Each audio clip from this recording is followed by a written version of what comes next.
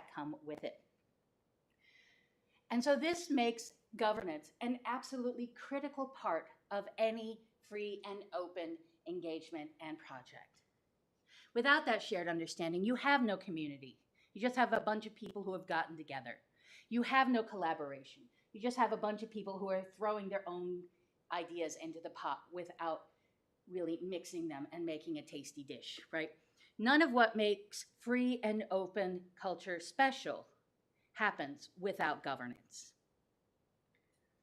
Now, despite how incredibly critical governance is, we in free and open source and culture, we ignore it, right? There are a lot of problems. We don't take care of it very well. And that is the biggest problem of all. It rarely bubbles up to the top of awareness of people because they have been trained to really focus on the code, the software, right, and not anything else. So they don't think of these difficult human factors, right? And that is because over all of the decades of free and open source software, we have created a culture. We have done this. We have created this culture that values code over humans. And if you saw Chris's keynote yesterday, you saw a lot of why and how that might have happened. If you haven't, please watch the recording because he did a brilliant job on that. Now, we value code over everything else, but also because of the way we have operated within free and open source software, we also have decided that licensing is so very important. It's more important than just about the code, right? And so we really fixate on it. And that is an undeserved level of fixation because licensing is important and it does underpin all of free and open source software. Yay, intellectual property, I love it. But is it more important than the people? No, it's really not. So the human infrastructure often does not enter the minds of maintainers because we have trained them to think otherwise. And that's part of what this is. We're retraining your brain to think about other things aside from just the code.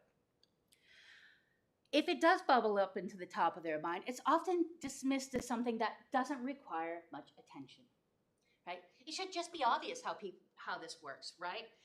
I learned it the hard way, so should others, right? We've all heard or seen these things in free and open source software communities, but this bootstrapping, I did it the hard way, I suffered and so should they, that's not a good way to build community, and it is all too common. It's an anti-pattern that we find over and over again within free and open source software and projects, but we can fix that. This is fixable. And the thing is, governance is absolutely needed. If you want people to move in that same direction, again, pull in that same direction rather than everywhere. Because if you don't give people guidance, they're going to make it up on their own because they got to get shit done, folks. And if you don't tell them how, they're going to figure it out because they're all clever people. It's not their fault that the project is working with unexpressed expectations. It's not the contributor's fault that the maintainer doesn't tell folks how to do things. But a little secret about all these projects that say we don't need no stinking governance, we don't have to take time to write governance docs, we don't have to do any of this, we're just everyone for their own. They have governance, whether they admit it or not. It is there. Every single project, even single person projects. When I do my projects, I know there are ways I prefer to do things. That's governance, just for myself, but it's governance. So think about your own projects. They don't have to be open source. They could be anything. You could be making cookies. You know you have to take the butter out of the fridge at a certain time, otherwise it won't be hard enough. That's governance, or it won't be soft enough, right? You know you have to set the stove for a certain temperature, a certain amount of time in advance. That's governance. You know you're not allowed to use that really expensive vanilla. You have to use the cheaper stuff. That's governance, right? So these are all elements of governance in a project. The governance is there. It's just not acknowledged. A lot of projects do deny the governance exists already, and they claim that policies and procedures just bring overhead. And a lot of this is because, again, we as a society have allowed the culture to form within more technically minded people that management is bad. And management is kind of what is involved with governance. But management is also what allows governance or your project to move forward. Project management, people management, community management, right? We have built this culture where people will actively deny that they have or need policies and procedures because we allow them to think that they are bad. And that is something we can fix.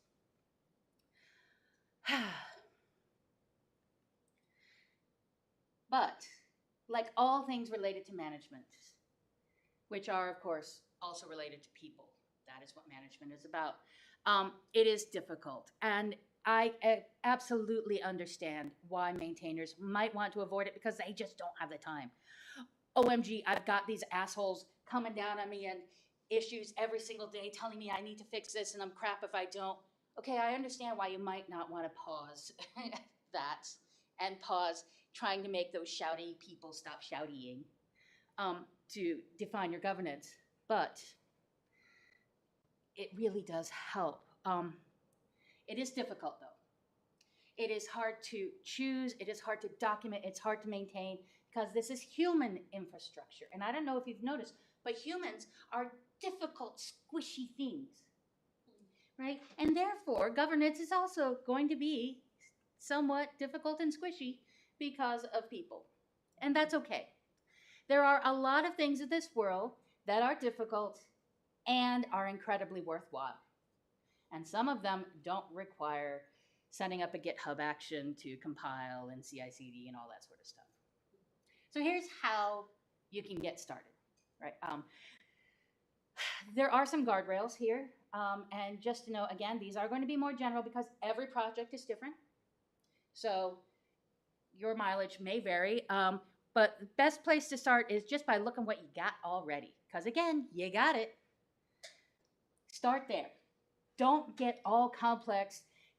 People will regularly just go whole hog and just try and do all the things at once. Nope, just start with what you got. Write down what you have at the moment. What are the tasks that you and your project perform on a daily, weekly, regular basis? How would you prefer those tasks be done? There you go. That's a good start in governance right there. While you're doing that, you're obviously going to come up with other ideas of things that, oh, we should think about and whatever. Write them down. Don't handle them now because you only have so many hours in a day and so many spoons that you can hand to certain tasks. So please go ahead and write them down. You have my permission not to do everything at once. Get to them later. But once you've done that, once you've written everything down, have a look at it. Is it the way we want? Do these pieces fit together in a logical way? Can we present it in a way that other people understand? Once you start with version 1 of here's the stuff we have it all, you can iterate on it. You can start to slide in those things that you found before, and you can really start to build up your governance rather than trying to do a great big ball of governance and drop it on your community at once. Nobody likes that. So as you are working on iterating, some of the things you should be considering covering within any project, no matter how large or how small, is defining, like, what is the purpose? Why are we here? What are we trying to accomplish? Who are the leaders in the project and how can you contact them? How are these leaders chosen? That is really important because not only does it add a level of transparency, but it also gives motivation to other people as they see, oh, I could be in a form of leadership in this project, and here's how I can do it. Somebody has given me a path. And that can be really motivating to contributors and keep them around. What is the code of conduct and how is it enforced? That's very important to be, again, transparent about. This is open source. This is free software. We are open and free with our information. So transparency is key. Now, all told, this is a very short list, relatively. But these are really tough questions. This is like meaning of life level stuff for your project. So do take your time on them and discuss the answers and document them and make sure people can find them easily. That is very difficult. This is why tech writing is a full-time job, folks, because doing this sort of stuff and making it easy for people to find and understand is hard. So these are only the start, some initial questions to get you going. Afterwards, you can get on to other things, like how do people contribute to your project? Right? If you haven't defined that at all, you should probably consider that. What is the contribution approval process? This is where you set up a lot of expectations. When somebody sends you a pull request and then gets cranky and stamps their prince's foot because you didn't merge it in an hour, right? You can set up expectations for this sort of stuff and say, well, we look at these things every other day, every week, whatever. So you can set up expectations. How do you want people to report bugs, request features, ask questions? Tell them the routes for these things, because otherwise they're going to figure them out on their own and you're not going to like it. And you're going to get pinged by people in the middle of the night who have absolutely no idea what time zone you're in. And they're going to be asking questions that you think are silly. So set up some governance around that. How someone can join the core team meetings. Oh my gosh, the number of times. Very, very senior, well, not senior, really well-developed projects that I show up at. And it's like, okay, I have to participate in this community and I have to, help my company or my client or whatever. Like, okay, you have meetings. Where do I find that information? Can I have I don't care, even a link to a public Google Calendar would be great and useful. And if you have meetings, are there notes? Where do I find them? So I can backfill and don't have to ask basic questions that you have answered many, many times before. Finances. Does your project have finances at all? What's the deal with them? That is an open thing that you really need to consider. Trust me, people look at this sort of stuff. Are you getting money from GitHub sponsors? Are you getting money from TideLift? Are you getting money from Open Collective or any of these? Where does it go to? Are you using it for your infrastructure, for your cloud computing, for paying tech writers, things like that? This is the level of transparency people want to know, so they know they're not being taken advantage of when they give you their contribution. It's not just going to line your pocket, right? People care about this stuff. And non-code contributions. I have mentioned tech writing several times so far, and it is consistently over my decades of experience in free and open source software. It is consistently the top complaint people have with open source software. Oh my gosh, could you please write stuff? This is poorly documented. The documents are out of date. That stuff matters. And this is considered a non-technical contribution, even though you have to know a lot of tech in order to write docs about the tech. How do you recognize these people? Because they are critical. Without these people, your project's going to fail. So consider that. Now, this is a far from exhaustive list because, again, this is human infrastructure. That means free and open source software governance includes anything related to people in free and open source software, any sort of policy, any sort of procedure, which means how you interpret it is up to you.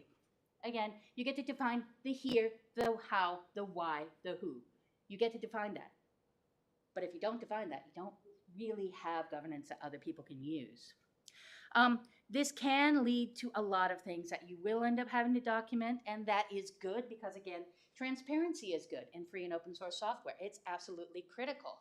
And you're listening to all this and you're going, holy crap, I just don't have time for that.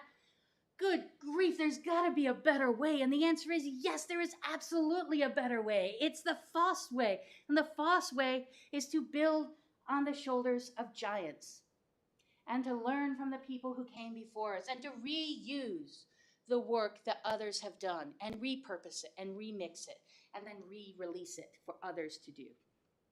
Iterate. So you can learn a lot just by looking at the governance documents of other projects. Many of these documents are under free and open source software licenses, which means you can inspect, reuse, modify. Now, previously finding all of these documents would have been a royal pain in the ass. I know because I did it dog knows how many times, and I got sick of that. So I created a better way, and that is the FOSS Governance Collection at fossgovernance.org. This is a project that does exactly what it says on the tin. It's right there in the name, literally. It is a collection of FOSS governance documents. That's it. And they are from projects all over the world. It is not exhaustive. There are still lots and lots of documents that are not captured in here, but there are hundreds and hundreds of documents related to governance of free and open projects in here. This collection increases the discoverability of these, and it makes your life easier. I know, because it's made my life easier. These documents are cataloged, they are archived, and they are full text searchable. And all of this is thanks to free software. The absolutely superb Zotero project allows this to happen just out of the box. Now, how many of you in the room have heard of Zotero by a show of hands? Only a few. Great, that means I get to introduce more people to Zotero. So it usually is a citation and research tool used by academics. And it's created by academics, as a matter of fact. But it works great for this purpose, which is collecting and citing and archiving and cataloging documents, because that's really what researchers do.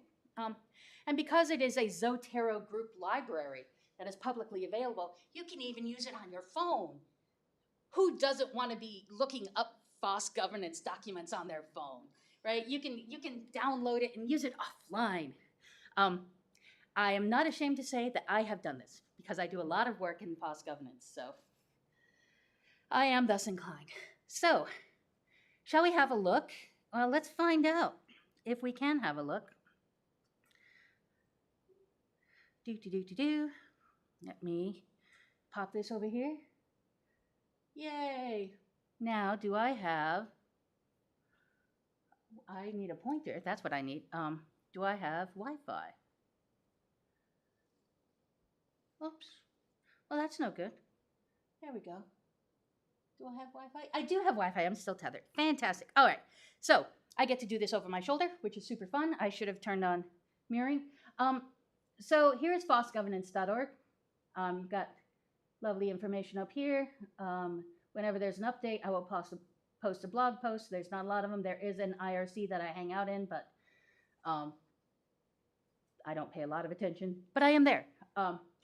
The important thing here is to visit the collection, which will pop you over to Zotero, entirely online, entirely for free. Now, currently it's split out between governance from projects under for-profit organizations and nonprofit organizations, and just projects that are not under any sort of other structure, so individual projects. So you can look at those, you can look at them all at once. This is everything. If you want to learn about just, let's scroll down here, code of conduct enforcement, these things are tagged, and you can just look at the things that are tagged for COC enforcement, which is quite handy. So let's look at we have a more modern one. Well, let's look at Mozilla inclusion. So you can find any sort of information that the Zotero Clipper has picked up, or I have taken the time to add, including the original URL. So if you want to see the original, it's there. But you also can go to attachments. Oh, I didn't do it with this one. Let's go somewhere. Postgres, they do good work. And there will be a PDF of their, I can open that, but I'm not going to right now, of the actual snapshot. So you can see these things all without having an internet connection. And it is endlessly useful, I have found. So I can go up here, and I don't want title created here. I want full text content, and I want to see who has project management committee. Did I type that correctly? Let's find out. Who has anything about project management committee? I just pulled that one out of my butt. I don't know whether there is anything. There is nothing there. But you will have technical governance. How many of those do we have? Jenkins has technical governance mentioned in their code of conduct. And you can look for anything. votes. This one is super useful. Except it's not showing up. Vote, yeah. There's one. Wow, that's it. Voting? Yeah, it must be voting. You're still filtering. Oh, am I? Code and conduct enforcement in the corner. Oh, that would explain it. Okay, that would explain a heck of a lot. Yeah, voting. Here we go. All the information about voting people have done. If there's a specific type of voting that you know of, you can see whether somebody has written about it, you know, who uses ranked choice sort of thing.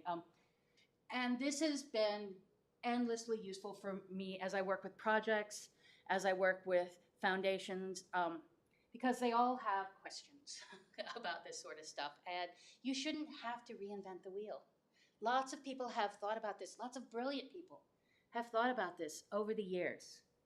And we can just use their stuff. As a matter of fact, so one of the things I do in my abundant free time is I am currently Open Governance Advisor for the Open Robotics Foundation, who are fantastic human beings, I gotta say. And if you want to learn anything about how robots work, man, ROS, the robotics operating system, is super cool. We are working on our policy right now for Gen AI. Do we approve? Do we want people to use Gen AI and contributions to open robotics projects? Well, okay, we're working on that policy, and I'm not going to divulge anything here, but that policy involves knowing something about intellectual property and having a policy about intellectual property and copyrights. And so now we have to come up with that. It's like, man. So now we have to have a documented IP policy. Guess what I'm going to do? In the next week or so, I'm going to go here and I'm going to find every mention of copyright, of intellectual property. I'm going to see what other people have done, and I'm going to build a document for open robotics so we can start to iterate on that and shape it to what we need. But we're going to have a starting place, which we wouldn't have had before. And this is going to be priceless. It's going to save weeks of our time. So that is the Open Governance collection, and I just realized that it's in dark mode in a room, and I'm sorry if you couldn't see it very much. Yeah, we can see it fine. It's fine. Okay, good. So I have tempted the demo gods, and I have survived. So yay, all hail the demo gods. So let me see. That is the quick tour of the Open Governance collection. The FOSS Governance collection. The collection does grow and evolve as I add things to it. Some people ask, how can I contribute? And the thing is, right now, I need to write my own governance documents. I need to, we've got a shoemaker's children thing here, because adding things to Zotero, while easy, is great, but coming up with ontologies for how to tag things is hard. And so right now, I'm the only person who has this information in my head. How do I make these tagging consistent? So the best way you can contribute is to send documents to this. It's all GitLab, so you will need a GitLab login. But open an issue pointing to governance documents, because that takes me a great deal of time to find these documents and then add them and catalog them. And so this takes a lot of time out of the process for me. If you just send me a link to a collection of governance documents for a single project, I will crawl them all manually. So you don't have to send me, here's their code of conduct, here's their privacy policy, here's their intellectual property, here's their trademark. No, you can just send me one. Hey, look, Apache has them all here. And Apache does have a lot of governance documents. They are really priceless. So that's how you can contribute to the doc. If you just find them, go ahead and wing an issue my way. You don't even, I think there's an issue template. You can mostly ignore it. Just tell me what it is and a link, and I'll figure it out from there. So that is the FOSS Governance Collection and an introduction to governance in general for FOSS projects. I am VM Brasseur. Again, you can call me Vicky. I'm a corporate strategist and open source leader. I'm also the author of these two books. Forge Your Future with Open Source is the only book about how to contribute to open source projects. It is targeted towards anyone who want to participate in open source, so it is inclusive of all roles, not merely programmers. And the second book, Business Success with Open Source, is available in ebook form right now in early release, and the hard copy will be available hopefully sometime in January. But you can buy them both right now. It is how your company can be a good open source citizen in a way that is good for the ecosystem and for their bottom line. So how can you use it strategically and contribute strategically and release strategically, so you don't release all your, family jewels and then have to change license because you don't know how to run a company. That's just a little editorial, neither here nor there. You can buy my books at fossbooks.com. Also here, I list a number of books that I recommend to others in my either consulting or advising.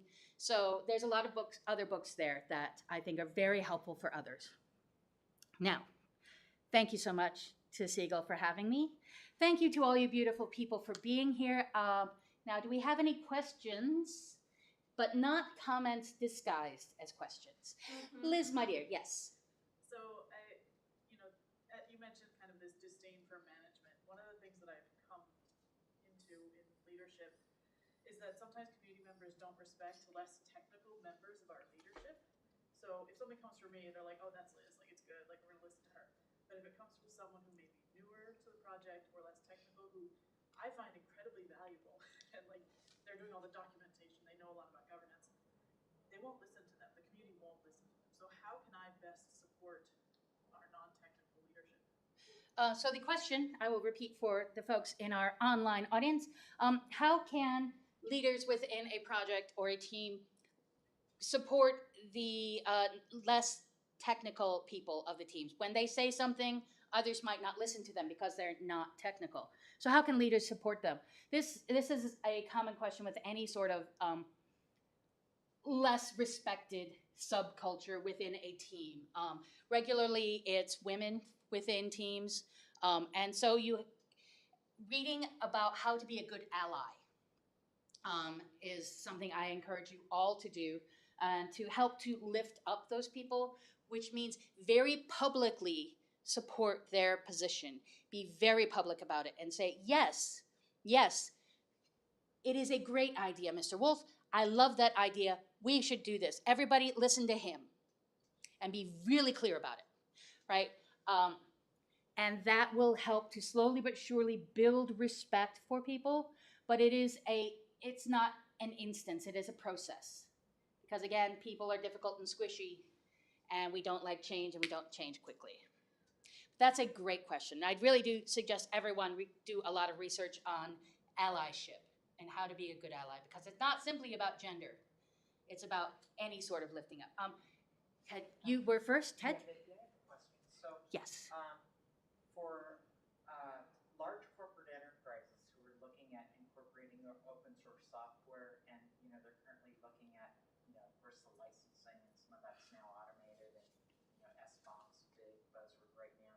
Should they also be looking at, or are there any automated tools like in Black Duck or equivalent tools that look at the governance of a project that they plan to incorporate into their software? Oh.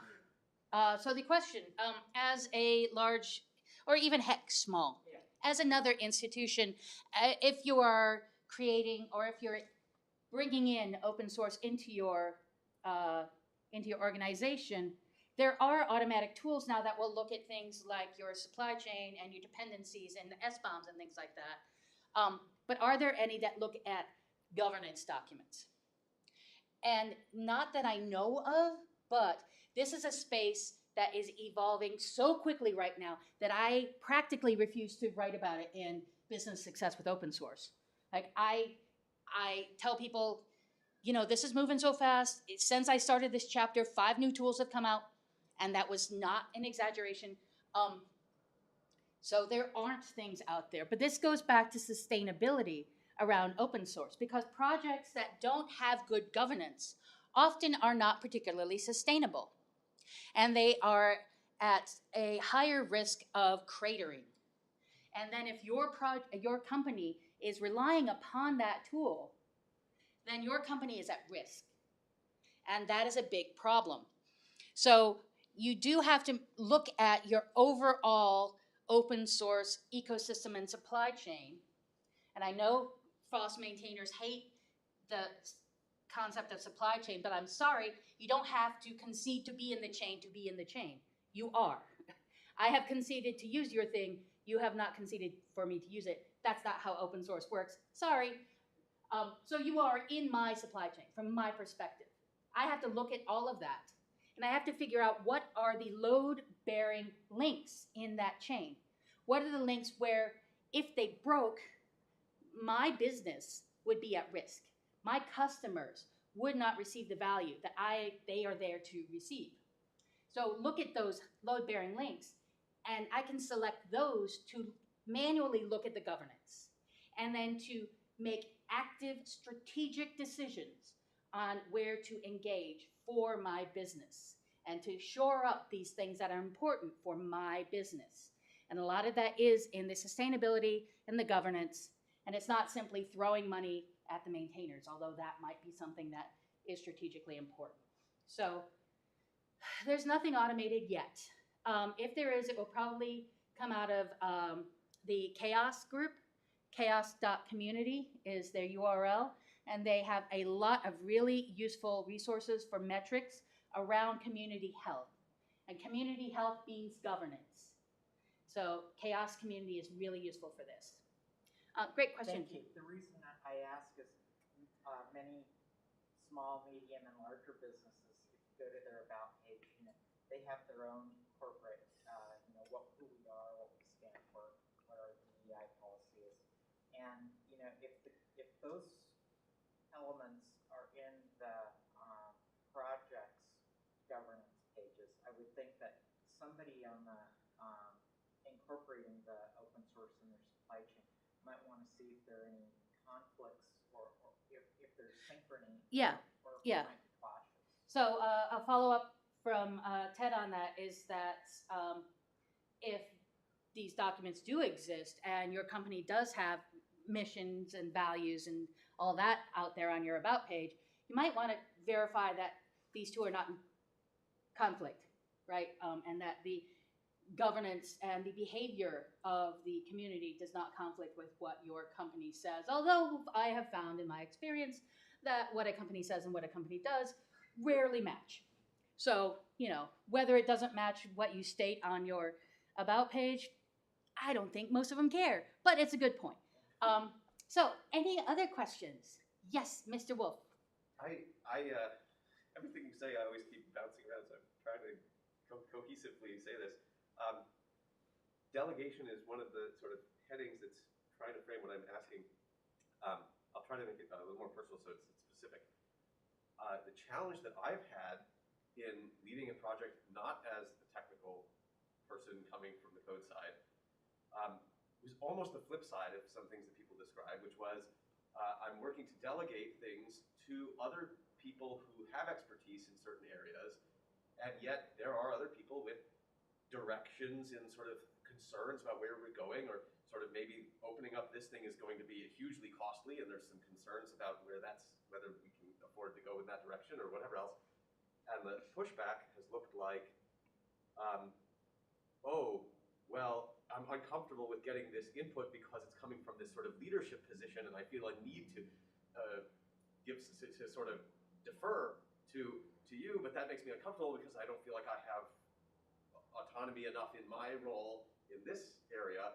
And it's really, how do people deal with the very difficult balance of being in a governance position, but balancing the needs of people to feel like you do have a human connection with the other people in the community without coming in and being like, I'm bringing the governance to you, and then them pulling back from, with that tension.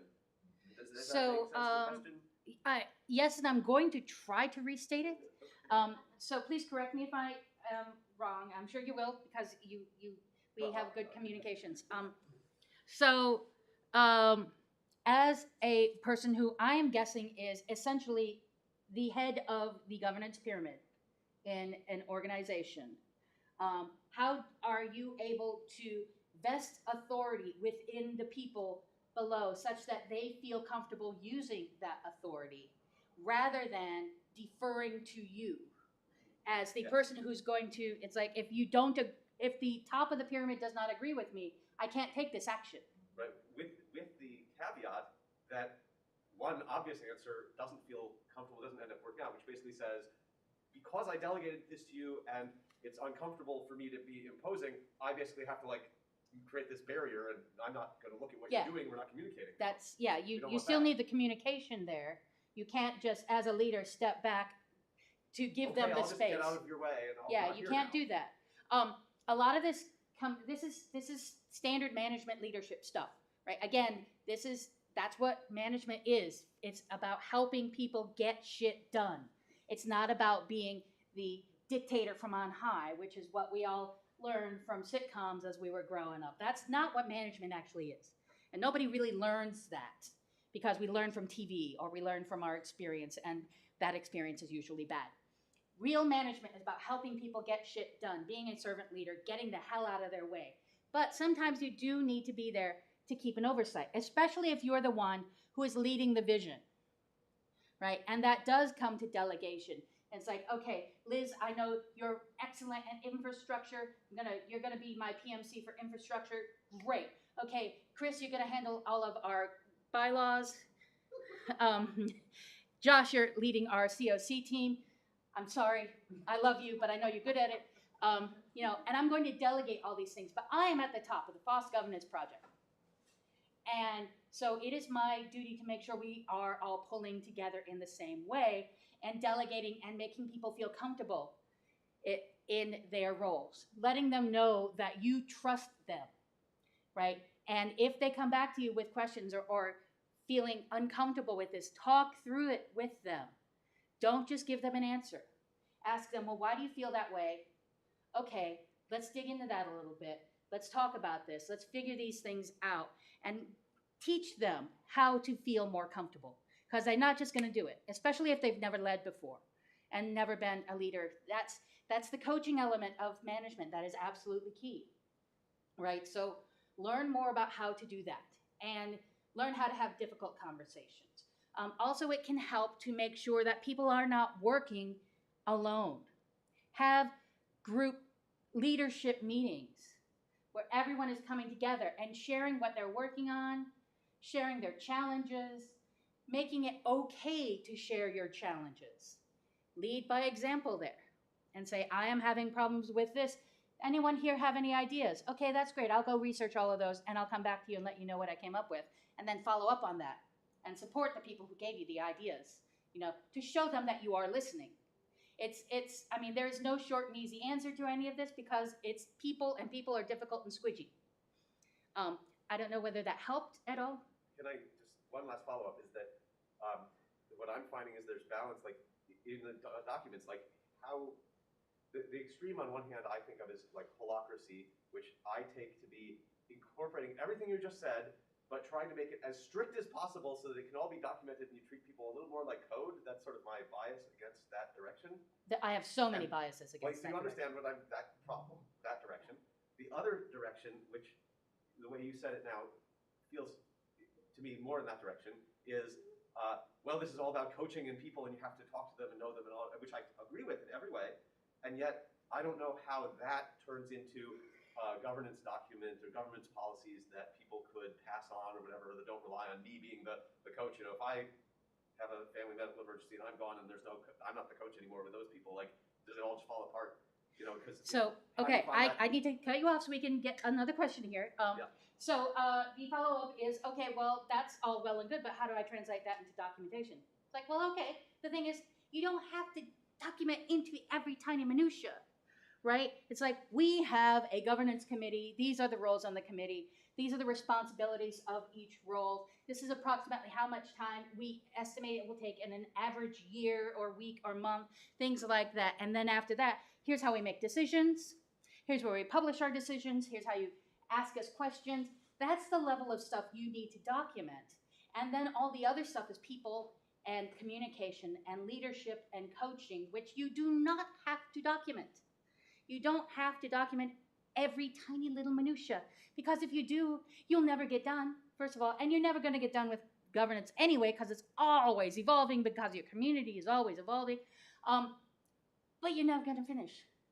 So, don't take on that Sisyphean effort of writing every tiny little thing. Get the important shit, right? And leave the rest to decisions and to leadership, and learn more about allyship, leadership, coaching, difficult conversations. There are lots of great books out there about this sort of stuff. So take the time to learn it, because it's not something you're just born knowing how to do. Hi, Dave. You have had your hand up a couple of times. Do you still have a question? I do, and I'm so sorry that I had to attend my phone for a period. That's okay. I wasn't even noticing. I was all on errand. That is phenomenal that you do a good job, such a good job focusing on the person who's talking to you. Yes, my question has to do with management in a potentially difficult situation or a difficult person. Given that good management is somewhat countercultural to some projects, how does one pitch it in a way that a person who might have a negative prejudice toward good government or might be ambivalent is going to be more receptive? All right. So, restating the question, and I only have a minute, so I can't. Sorry. It's okay. No. It's not your fault that we have lots of good questions. So please never apologize for having a question. Thank you. But the question, if I can now remember it, because ADHD, what are you going to do? Is how do you have people who are, I like the way you phrase it, management and that sort of is countercultural to a lot of folks. And so how do you really pitch this idea to them such that they become more accepting of it? Well, a lot of this is ethical manipulation. That's what I like to call management, frankly, is ethical manipulation. Learn about the people, figure out the direction you need to go, figure out what you got to work with, and then what are the buttons you have to push such that you're not abusing these people, but you can nudge them in the right direction. It's like a sheepdog, right? If you've ever been in a room with a sheepdog with a lot of people, right, that border collie is going to go around that room and it's just going to nudge. And then nudge, and then nudge. And next thing you know, everyone who was in the kitchen and the hallway, we're all in the living room, and we don't know how we got there, right? That's what a sheepdog, a border collie will do. And as a manager, you do need to try to, but it means you need to learn your people. And then sometimes you'll have people who are just assholes and refuse to learn that it is important to care about other people. And that's when you get to have the really difficult conversation with how do we get rid of this person? Because they are an anchor and they are dragging us down. And these are all really hard things to do. And again, there are books about this. If you email me, I can send you some titles. So we are at time. Thank you, everyone, so much for all your great questions. Thank you for being here. I really appreciate you.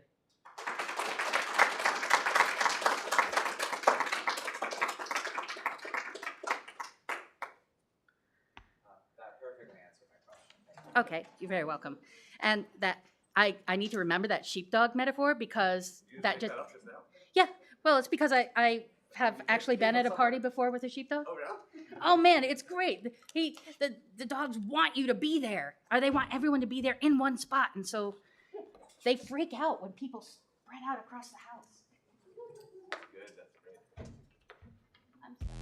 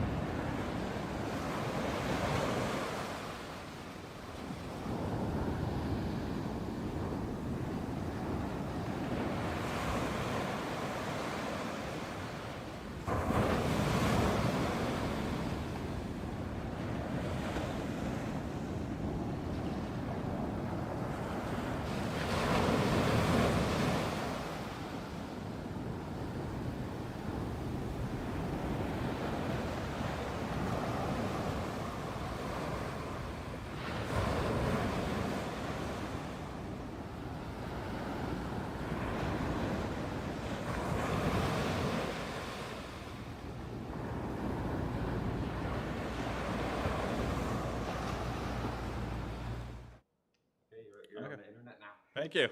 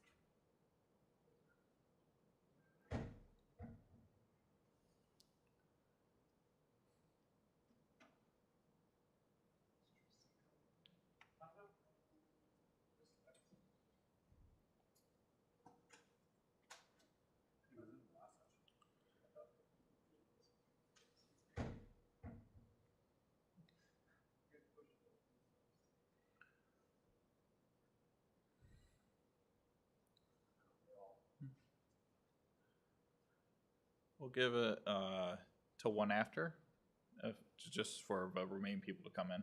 So, yeah.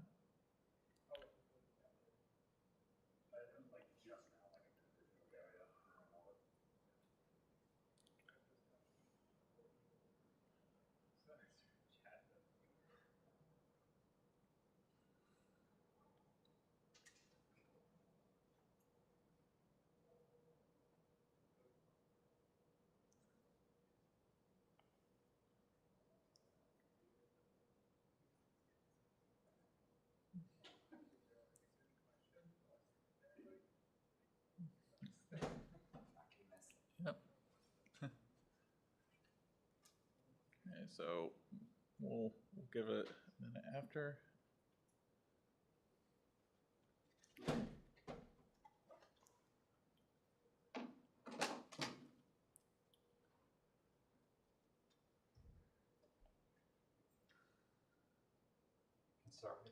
Okay, I'm just gonna give it till 1 minute after, just so if we have anyone who trails in, well, they won't miss anything. And I don't see anyone coming. Yeah, I think we might just get started now. Okay. Hi everyone. This is the business case for open source software for IT leadership skeptics, and my name is Keegan Justice. I work as a cloud security engineer for a consulting firm. I try to help customers find an unbiased view of different solutions and help them implement them. I enjoy both commercial and open source software, but obviously this talk is geared toward open source software. Developers tend to really like open source software, particular developers in the Seattle area. But if you get outside the Seattle area, or if you work for not necessarily technology companies, but you work for more traditional brick and mortar firms, governments, education, there tends to be a huge amount of resistance to open source software. IT leadership is naturally risk averse. Trying to say that you're going to use a free product or something with a license that they don't understand, you're likely to run into a lot of resistance. This talk is not about creating open source for your traditional firm. That would be a much longer talk than this 20-minute talk. And this is also not focused on technology startups. So if you are in venture capital or angel funded startup, this is probably not relevant to your business case, which we'll discuss in a second. How many of you heard this? Just raise a hand when you try to propose open source software. This is pretty common. I think I've heard it way too many times with different clients. As you don't understand the business, you just don't understand. You can't use this. You're suggesting things that just don't make sense. They don't fit the business case. They usually don't elaborate more than that. It's a very standard view that when you suggest open source software, that you don't understand the context, you don't understand the for-profit, or even in government, you just don't understand the organization. I'm gonna recommend this book if you've ever heard of it. It's Predictably Irrational by Dan O'Reilly. He's a behavioral economist, and he has a chapter called Free is Better, and it talks about how people tend to overvalue for free things. I worked at a movie theater shortly after college, And there was a joke when we gave away extra soda, they were like, oh, I don't want free diabetes, right? Like there's free, but sometimes free is not always better. And people tend to have a perception that free is sometimes you're, like, are you getting free cancer? What are you getting? And leadership tends to be, in my experience, depending on company, these are just a few of the biases they have. They'll tend to think of a copyright licenses, and they'll think we're not that. Our politics are different. We sell things for profit. This is not aligned with our business. There's also these are not necessarily true. I'm just saying perceptions. There's a perception of quality, lower stability, code quality, performance, usability. Again, these are not necessarily true, but these are perceptions that we have to break through. The perception is, if I get this free product, it's going to be hard to maintain. It's not going to be secure. There's no support if something breaks. If it breaks, we're on our own. We better just pay for something else. But the thing that we pay for is probably going to be a better product, because the perception free it's not necessarily better. Reality. Free is not always free. Sometimes when we use something with a different copyright license, we pay for it in other costs, right? We pay for it in labor, we pay for it with support. There are different parts of free. Open source is relatively politically neutral, and something that a lot of people don't bring up is that there's actually a lot of corporate sponsors. There's Fortune 500 companies that contribute to Kubernetes, the Linux kernel. This is not just a bunch of nonprofit developers making minimum wage. There are large enterprises supporting open source software, and it's trusted by a lot of organizations. I've actually encountered this. There's this really outdated view, which I still encounter in 2024, where people will have a perception that open source software isn't trusted. You have to use proprietary software. You have to use proprietary languages. Developers, in my experience, they tend to fall through this. They're like, well, we use open source libraries, we use open source packages. It'd be impossible to develop. But there's a disconnect between leadership, particularly leadership who've been in the industry for a few decades and have now adapted to 2024. Also, support can be purchased for open source software. You just have to pay somebody else to support it, or there's for-profit companies with free software, and then you pay for support. I mean, you can still get support for enterprise software. These are just common risks associated with choosing any type of software vendor. There's information security, copyright, regulatory, productivity. This is something that we don't talk enough about, but if you have a commercial software and you have a free software, the advocate of commercial software says, yeah, we'll pay $1,000 a month for the SaaS solution, but we'll be 20% more efficient. And if I have 5 engineers who are, let's say, making $100 an hour, we're very quickly going to get our money back, because they'll spend less hours debugging or troubleshooting or running this process. So the total cost of ownership is lower, and also because we spend less time troubleshooting, we spend less time with support, the enterprise solution might actually be cheaper, is what they're going to argue. And then longevity, how long is the solution going to live? But commercial software is not actually more secure. That's something people don't address. There's different compliance frameworks. There's like SOC 2, but SOC 2 is really an HR framework. It's checking for like background checks. It doesn't really go into code quality. If you buy enterprise software from a SaaS solution or some other vendor, there's no really guarantee that it's going to be secure. I mean, even if it has security auditors, you really have to trust the auditor, because it's getting better, but to see if people are complying with all the different compliance frameworks, which are at very minimal. You need to go beyond that to have truly secure software. But it's no guarantee that you're actually going to get something secure. In fact, I hate to say this, but there's a large amount of fraud with smaller SaaS companies where they'll be saying we do code reviews, we do this, and it's just been in my experience that people will say we're doing this, having these security standards, and they will try to do as low as possible to pass the FRIT benchmark. The thing about open source software, though, is that it's very transparent. What you can see as code reviews from anywhere in the world. That doesn't mean that it's always more secure. I mean, the XE exploit was found earlier this year, but that was found. It was addressed earlier, and the tools are getting better for scanning, static code analysis. You can use that LLM to scan code, look for security vulnerabilities. We're getting much better, and with the transparency in place, as well as you vent the code and you vent the vendor, which you should do for any vendor, whether it be commercial or open source, you probably have a more secure product when you choose an open source solution. There's different copyright issues, and you should definitely consult your legal team. But in general, the MIT license, Apache, there's almost zero costs to putting these into your product. It's very, very minimal. There's copyleft licenses. This is just some software that uses some of these licenses. I've ran into legal teams that have said we can't use Linux on any of our production servers because it's using a GNU license in the Linux kernel, and this is actually things I've heard from lawyers.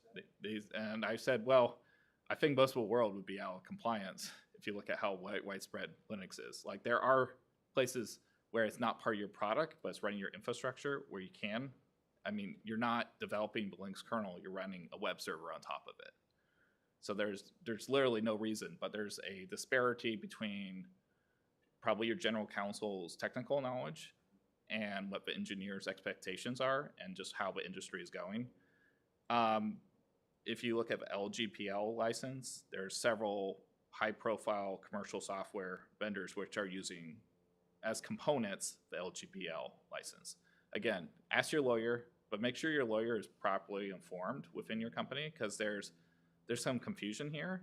I mean, I haven't run anyone who said that if you're running Firefox, you have to open source your commercial product.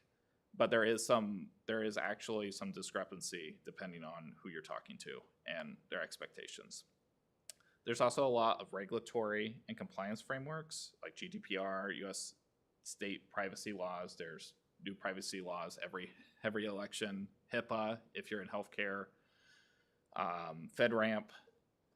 This is really dependent on your company and your business, but just because you're using commercial software doesn't mean that you're actually meeting these anymore than you're using open source software. There are plenty of commercial software that is not compliant with any of these, and there's plenty of open source software where if you configure it correctly, it is. So it's really a case-by-case basis. Productivity. This is something I really want to talk about, and the perception is along IT leadership is that if you use the free thing, you're not going to be very productive. You're not going to get tangible results. You're not going to be productive. And I'm gonna be completely honest. This is not true at all. There are open source projects which are undocumented and are not very user friendly, but there's no reason that they're not better than commercial software. A little story: I had a stepmother who had dementia, and this was she was severely disabled, and she barely could click a mouse. I showed her Ubuntu back in 2011. She was able to use it, download apps, use the software center, use Firefox. We gave her Windows Vista. She was completely stuck. She could not log in. I mean, it's not, but usability between open source software and commercial software, you can have your end users use something, and software development at today, if we did not have open source packages, if we could not download npm Python pip packages, I don't know what type of world we'd be in. But it's important to know how we're measuring productivity. Labor is expensive. This is just an example scenario, very hypothetical. salary is actually probably a lot lower than we would expect, but the same premise applies here. So if we have an engineer and we say that they're earning $50 an hour, including payroll, including all the different taxes on the employer side, and we say that we use an open source package or open source tool, and we compare that to a commercial tool, and we say they spend 2 hours more a week on average just from usability, just from configuration, just from some additional changes. And we say this is constant, over a month, assuming there's 4 weeks in a month, we're going to spend about $400 more on average, just from an opportunity cost, because they could be doing other things. But this is a little bit inaccurate, because there's a thing called learning curve in management and operations. The idea is that the more you do something, actually, the more efficient you're going to get. There's some mathematical formulas you can use to calculate this. You set up different learning rates. The idea is that if you're spending 2 hours a week right now, in a year from now, it might be only 5 to 10 minutes more. Like over time, you're going to get more and more productive. So if you have this very simplistic model and assumption, the cost benefit is going to change. And the licensing is going to change too, because the cost of a license of commercial software can change dramatically. You're really up to the terms of service of whoever you're locked into. I've had customers where they were using a project management software, which I won't name, but commercial tool. They changed their pricing model, and they went from spending $100 per user per month to $2,000 per user per month, just due to how they were using it and licensing changes. They could no longer use the tool. They had a whole bunch of technical debt. They were locked in. They were completely stuck. This is something that if you're using an open source tool, you may have some support contract with a third-party term, but the actual software is not going to change like this. You don't pay for licensing, and we often undervalue the cost of licensing, and we often underestimate the aptitude of our employees and their ability to learn a new skill. This is not 1999. In 1999, there was some quotes from Elon Musk where, I know he's a controversial figure today, but there was quotes where he had to use Windows when he was forming PayPal. But if you go today, he says he would absolutely use Linux. He would use open source software, and he is at his companies. And the main reason was there was not as much talent back in 1999. There was not as much documentation. The internet as we know it was completely different. There was no Stack Overflow in 1999. There were no LLMs to help you debug. It's a completely different world, and the amount of support and talent that you can get in 2024 is light years ahead of what you could get before. If you choose open source talent, it's probably easier to retain top talent because people want to be using the skills of the future. It's easier to keep top talent. It's easier to find talent. It's easier to evaluate talent. If you find developers who have been contributing to open source, you know what they've been doing. Like, it's much easier to see somebody's contributions on their GitHub and see their code quality.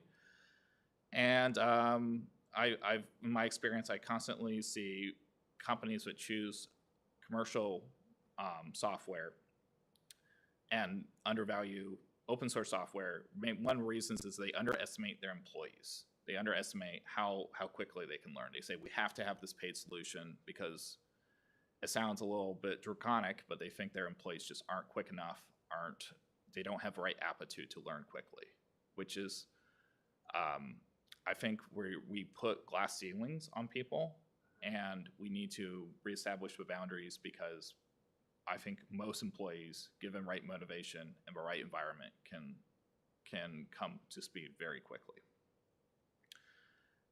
Something that's also not talked about with open source software is that you basically have a free trial right away. It's the time to market, but time to test. You don't need a credit card. If you want to say, hey, I found this thing on GitHub, you should definitely do some security assessments, look to make sure that there isn't stuff that you don't want on your computers. But it's very simple to say, hey, I'm going to use this tool. Let me download this package. Let me clone this from GitLab or GitHub. Let me compile this and run it and test it that day. Where if you choose a larger commercial vendor, it's harder to get buy-in, and the psychology that you have to get a credit card, you have to get approval, you have to go to leadership, even for a free trial, means that it's harder to choose a commercial tool over a free tool. And speed matters in business. If you have a couple weeks to choose the right tool, it will make a big difference. From an operational perspective, and this is something people often talk about when it comes to commercial software, is they talk about support, they talk about SLAs. I'm going to be completely honest. SLAs are very hard to enforce from a legal perspective. Like if you have an outage and it's not affecting customers, you have to draw a legal case for damages. Service level agreement.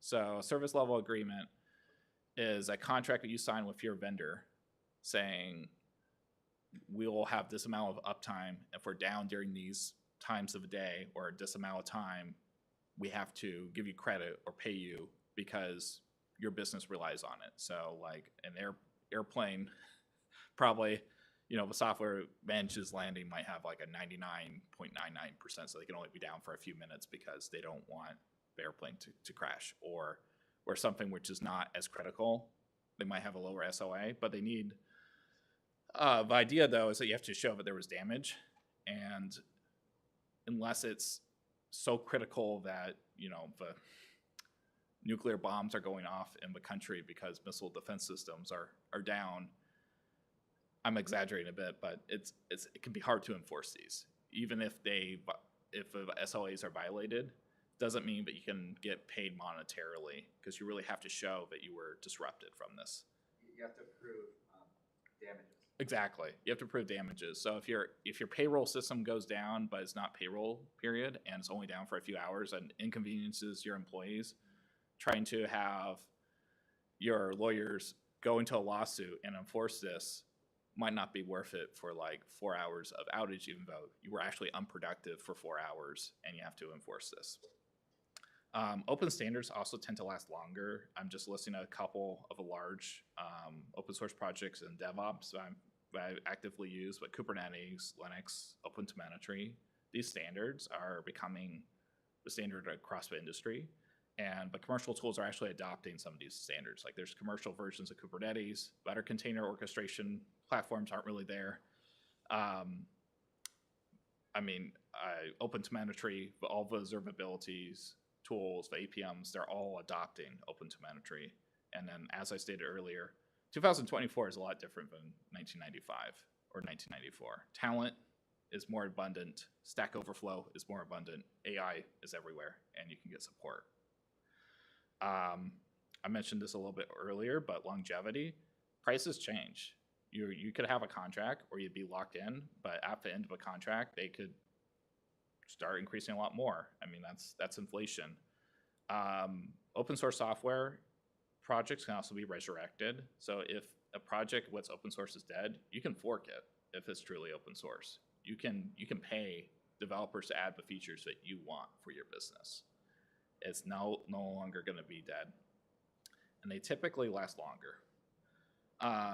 In summary, this is just for the important proposals that you have for these skeptical leadership with dogmatic views, is really try to put it in simplistic language, try to show the cost benefit, the cost of labor in the proposed forecast. That's something not enough people do. They'll say, hey, there's no cost, and they'll add the licensing cost. You really have to add the cost of labor.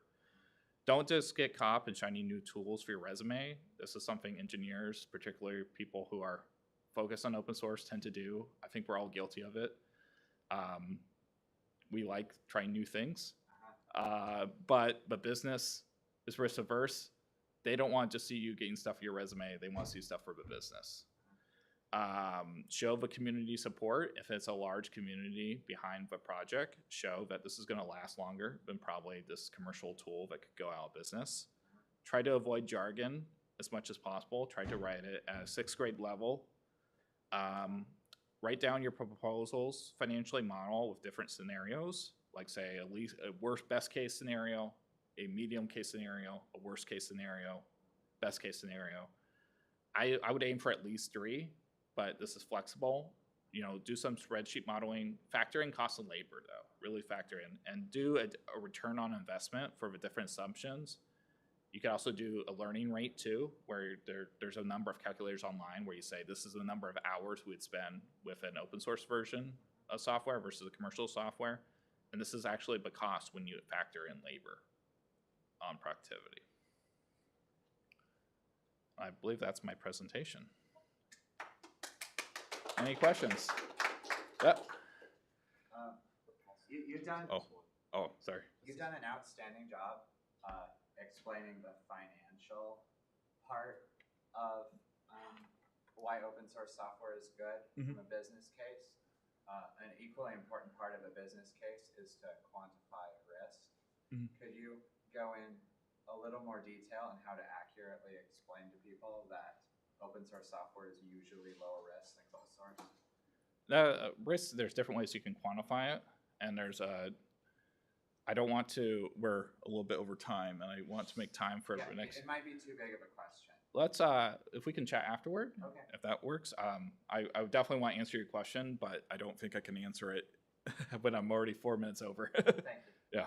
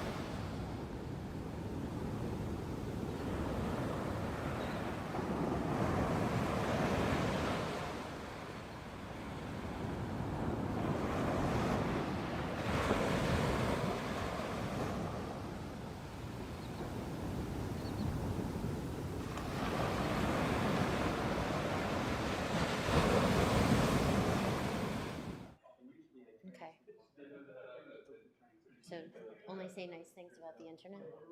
You're on the internet. Okay. I love the internet.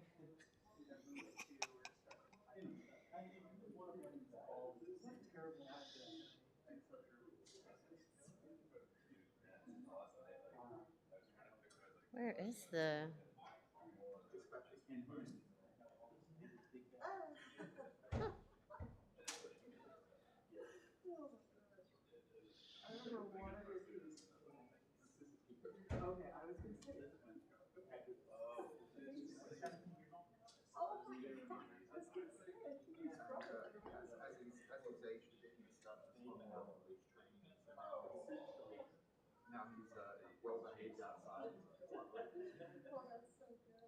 Oh, Martin stopped jumping over the fence to terrorize the cat next door.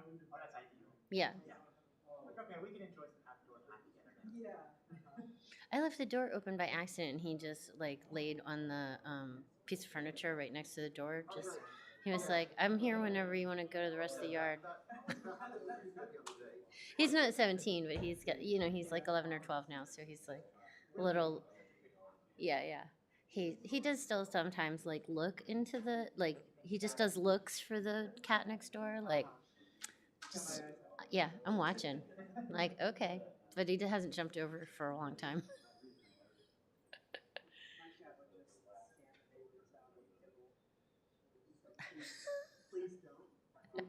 Oh, I've never been dead.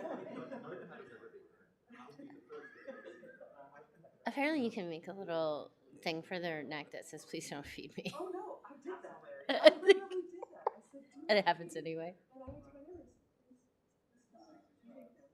And she said, oh well, I'm going to. Okay,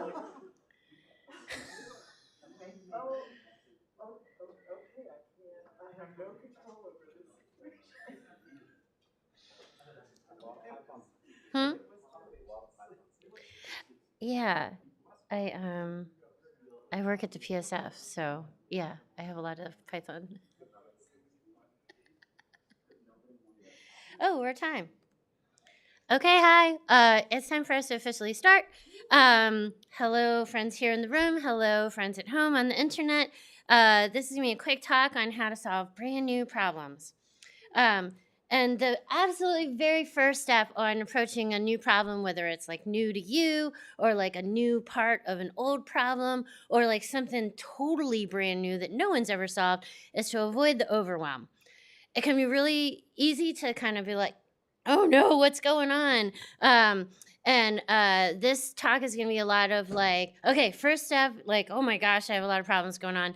Second step, what do I do? Like, where do you go next? How do you get it feel a little less overwhelming?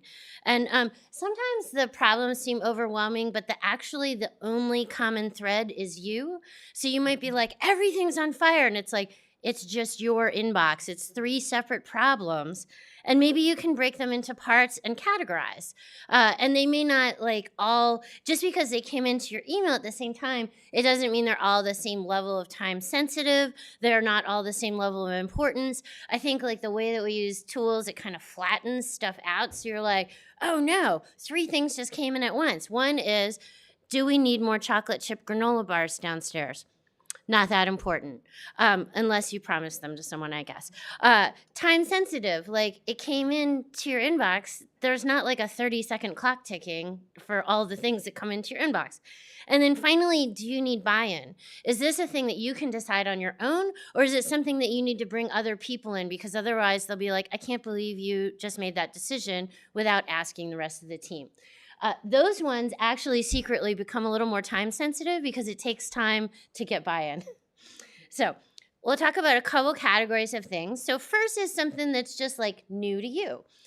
Maybe other people have done this before, maybe, but it happens to be new to you, and so you're not quite sure how to proceed. The first thing I would say is to look for parts that seem familiar. Has anyone ever gone like hiked into a mountain or a canyon and then cooked food outside?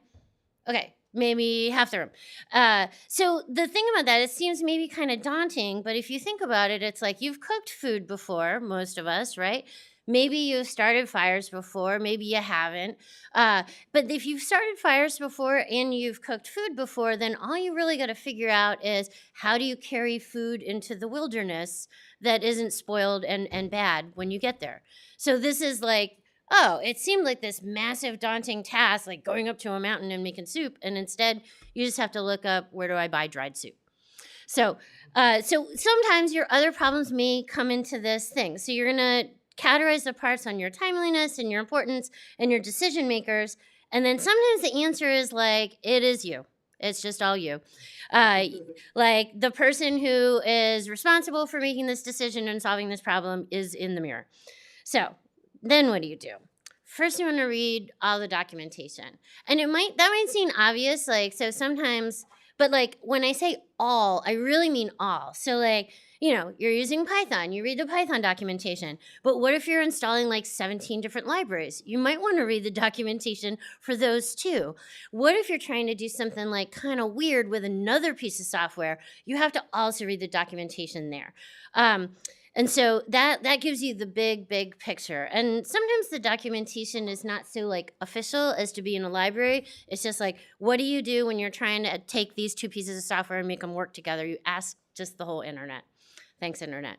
And then if you're like, well, I did not find my answer yet, now what? You can sometimes borrow from another area of like your work. So you might be like kind of in your head down work mode or your conference organizing mode, and you're like, I just don't know like what to do, but maybe some other thing that you have done can help read for this. So one of the things that I did for a long time was I volunteered for Girls Rock Camp. I did this for about 5 years, and it's a camp for girls from 7 to 17. They show up on Monday at camp. They don't know each other. They've chosen to be here, so they want to get to know each other, but they're a little nervous. So like they taught us how to get everybody in the room talking to each other by finding things that they have in common so that they can relax and have a good time. It turns out that this is not so different than running a conference for a lot of adult introverts. So I have used some of those techniques over here, where it's like, oh, did you want to talk about copyleft licensing? There's like a table down there. They definitely want to talk to you about that. So, and it just sort of makes everyone feel welcome at the conference, things like that. So there's a lot of things you may do. Maybe it's like, that grumpy roommate who is constantly complaining about everything. And then I talk to him and it turns out, he just didn't really feel heard. Maybe you have someone like that in your open source project. You could try the same thing. So don't be afraid to borrow ideas and solutions from other areas. But be a little wary of biased sources for information when you're doing this thing. So I got married now a long time ago, but I did this thing where I looked like, how much beer and wine should you buy for a wedding? The website I ended up was like International Wine Cellars or something, and they just recommended, like, if I had invited 3 fraternities in town, we still probably would have had leftover beer. So make sure that you understand who you are getting your information from before you take stuff from the internet or documentation from some sort of authority in an area. Okay. So what about something you know a little bit about but don't have a plan for? Like not totally new, but like you've heard of it, but you just like have never done it. So the first thing you might want to do is ask colleagues and see if they have some suggestions for you. Or maybe it's like your fellow volunteers, or maybe it's like, you know, the fellow people sitting in this elevator that got stuck and you don't know what to do either. But whoever's with you there in this task, ask them. Maybe they've seen it before, maybe they haven't. Sometimes they don't know. And it's actually really important to know that nobody knows, because then you can just craft a solution and not worry, well, last time we had this problem, we did something totally different. You can just be like, we haven't had this problem before. I asked around, so I made up a new idea. So that's actually really important information to know, even if it doesn't feel like it's helping you get too far in your process.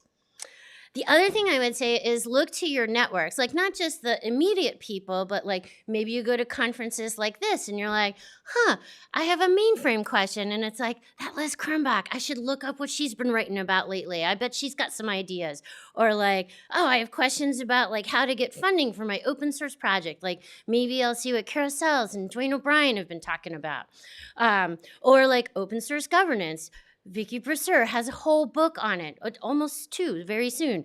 And so your networks may have information that you can passively consume that even if they don't totally answer your question, will give you enough background to ask better questions when you figure out who to ask. Another thing I would say is you may want to try and get the band back together. So maybe you're like, oh, it's this problem that we have like every 4 years or something. So you're like, who was here with me last time? Maybe they have some ideas for like the new iteration of our old problem, and we can work on solving it together. The other thing I would say is when you're reaching out to your networks is to be polite. Sometimes you are feeling a little like this because you're trying to make 2 things work together and it really feels like they ought to work together, but they don't. And you're like kind of mad about it. My parents, for instance, have like an Android phone, a Windows desktop, and an iPad, and they're constantly mad that they don't work together. So they call up tech support to yell at Apple about Windows, and they call up the Android people to ask them why they can't put Apple stuff on their Android. And anyway, so if you're trying to make 2 things work together, or you're trying to use a tool in a new way that is not the way that perhaps the original author intended, try to, make sure you like stuff that little thought down when you're like, hey, I was trying to do something that you maybe never intended, but it would really help me out if I could figure it out, as opposed to like, why the hell does your Android thing not work with my iPad? Like, so keep that in mind. The other thing I would say is keep in mind that software is always growing, and like something that seemed like a good idea at the time, like if something was written 10 years ago, may not meet your current need today in the year of 2024. And that is normal and not something that you should try to be mad at. If you do find 2 things that previously didn't work together and then you make them work together, like please share, because if it works for you and it's helpful for you, it might be helpful for others to know. And then finally, it is actually not on you to necessarily learn to solve every single problem. Like if you're trying to figure out how to file a trademark application in Japan and you've like never been to Japan and you're not a lawyer, just hire a person that does that. Or like, oh, taxes, how do those work? Like get a person that does that. There's a couple of things that fall into this category. Like I would say if you're like, oh, I'm that person that breaks everything I touch, but home plumbing, how hard could it be? Don't do that. Don't do that. Unless you, I don't know, are unemployed and want to spend many months regretting your decisions. So it is okay to not solve solving the problem might be finding the person. What about something that your personal network doesn't know? Like you've thought about everyone you know, you've talked to the colleagues, you've talked to the people you worked with before.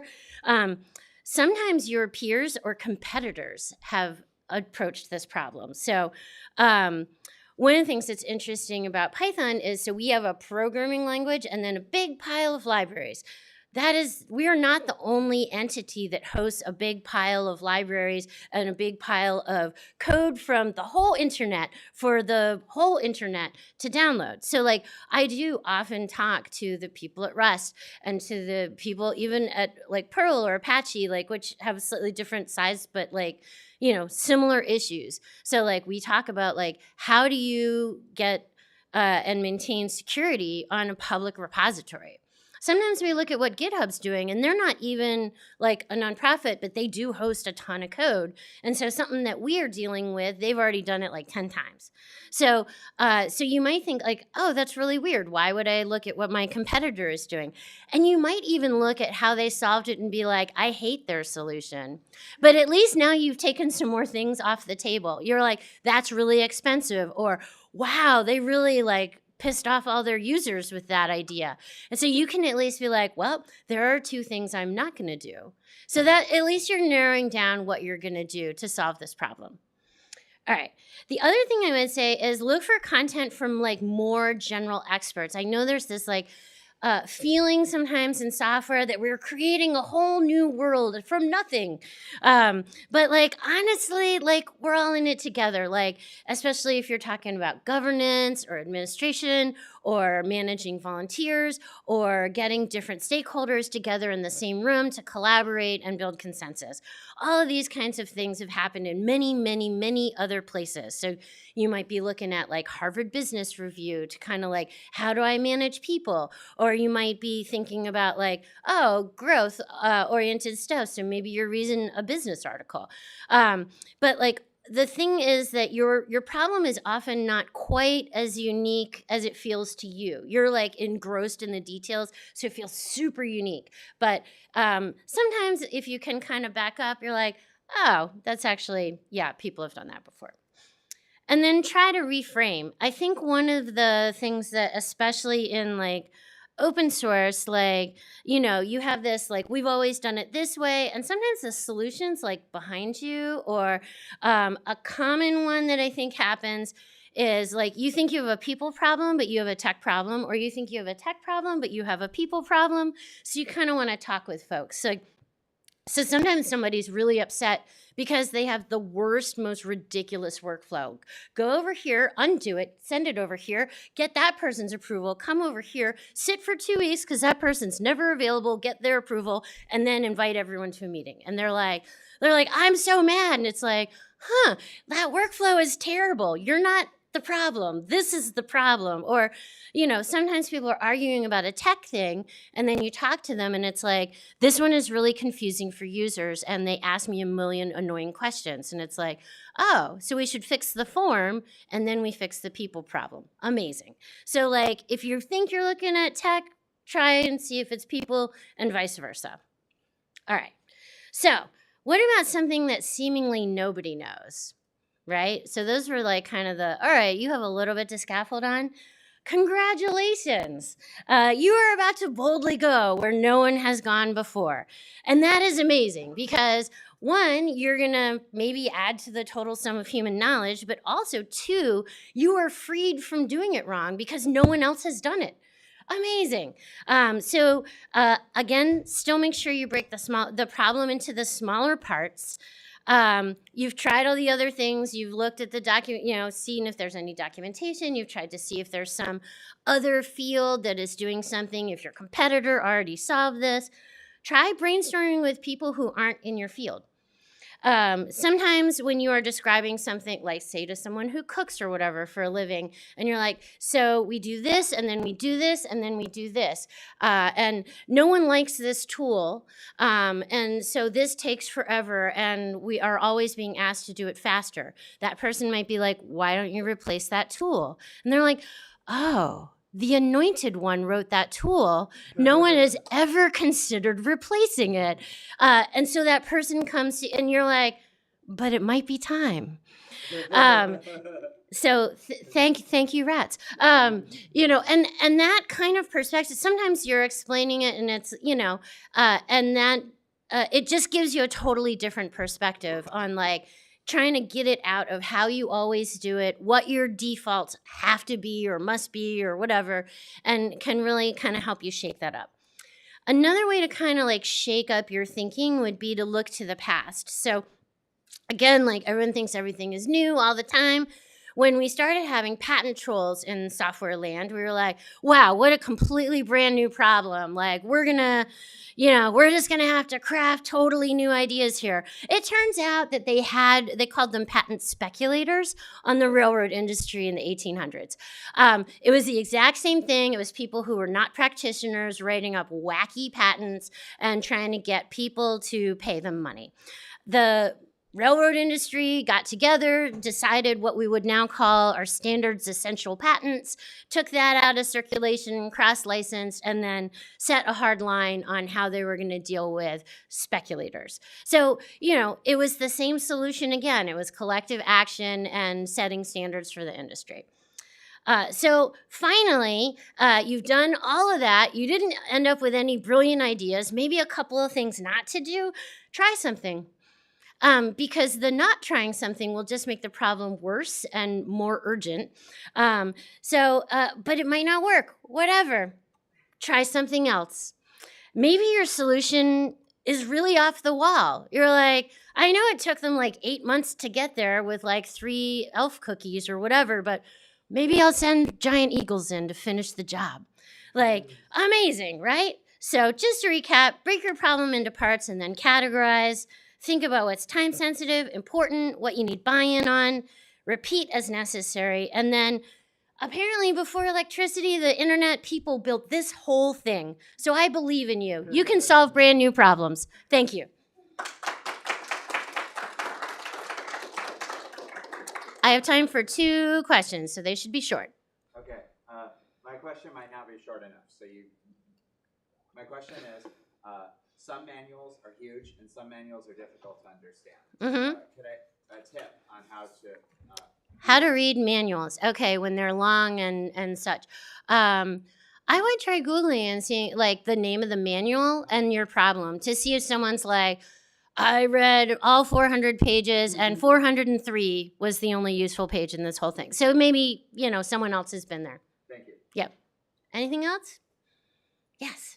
Do you have an example of like a really fun new problem that you or someone you know has kind of applied something like this to? Yeah. So one of the things that we've done recently in open source software is have to contend with legislation. We lived in this golden era where largely politicians didn't understand legislation enough to craft any around open source. And then that changed. So we had to kind of get up to speed on European legislation, how does that work even? So we talked with folks who already work with legislators. We talked with our friends in Europe. We talked, with people who are experts on existing legislation that's similar. So it was kind of safety-ish legislation. It had a lot of weird little domain-specific vocabulary in there. So we brought in people who understood that domain-specific vocabulary and then people who are sort of familiar with how the European Parliament works. So that really scaffolded us and got us way ahead. But then we still had to figure out how is this going to play with our communities? Following laws, that sounds like doing the man's business. And it's yeah, I know, but if we want to get money, we got to do it. So the part that we were able to build on from other areas was how legislation works. The part we had to kind of craft is how you get a disparate global community of open source contributors excited to think and care a little bit about pending legislation. So thanks so much. I'll be here the rest of the day.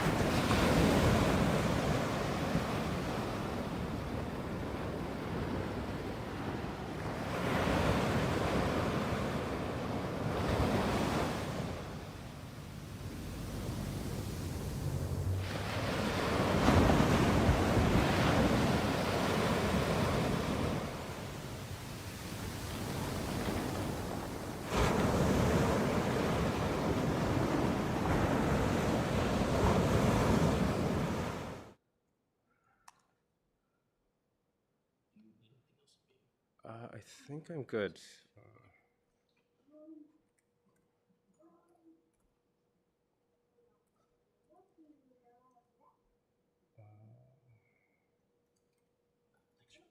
Thanks, Andrew.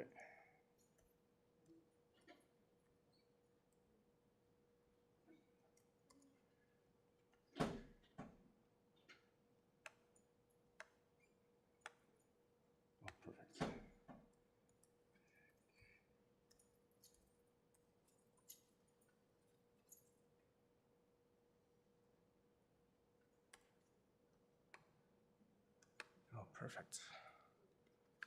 Oh, perfect. Seriously?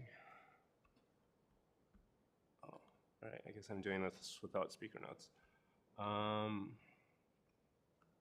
Cool. All right. Cool. Just wait. Where did my screen go? Where did my screen go?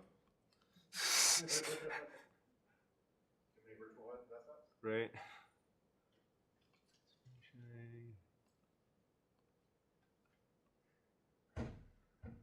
All right, just a quick show of hands. Who here has heard the term, at least open source hardware?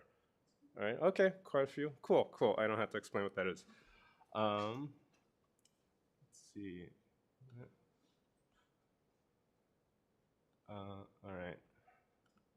So here's a quick bio of myself. For the sake of time, I'll just not go over this. Oh, okay, cool.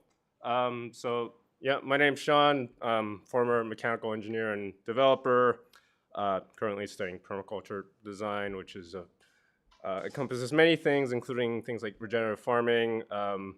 I recently did a Mars sim thing at a place called the Mars Desert Research Station, which is like an analog astronaut sim in Utah, serving as what they call the Green Have officer. So it's essentially Mark Watney's character from The Martian, minus the potato poop. So, and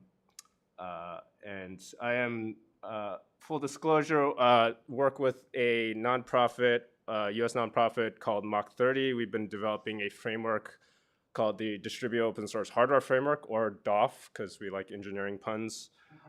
If you want to check that out, there is a talk that was given at SeaGL, the SoCal Linux Expo, titled Fire, Smoke, and Open Source Hardware.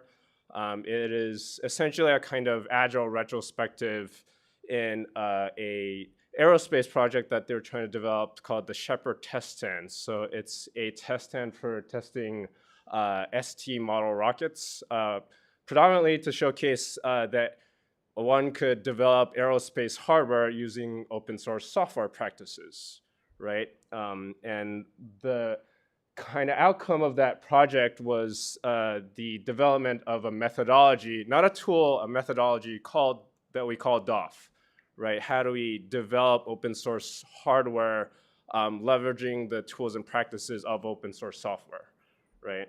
And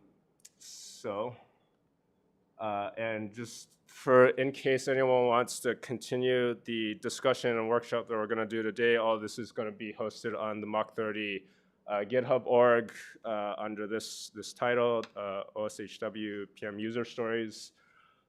So we're going to be, we can continue this work offline, right?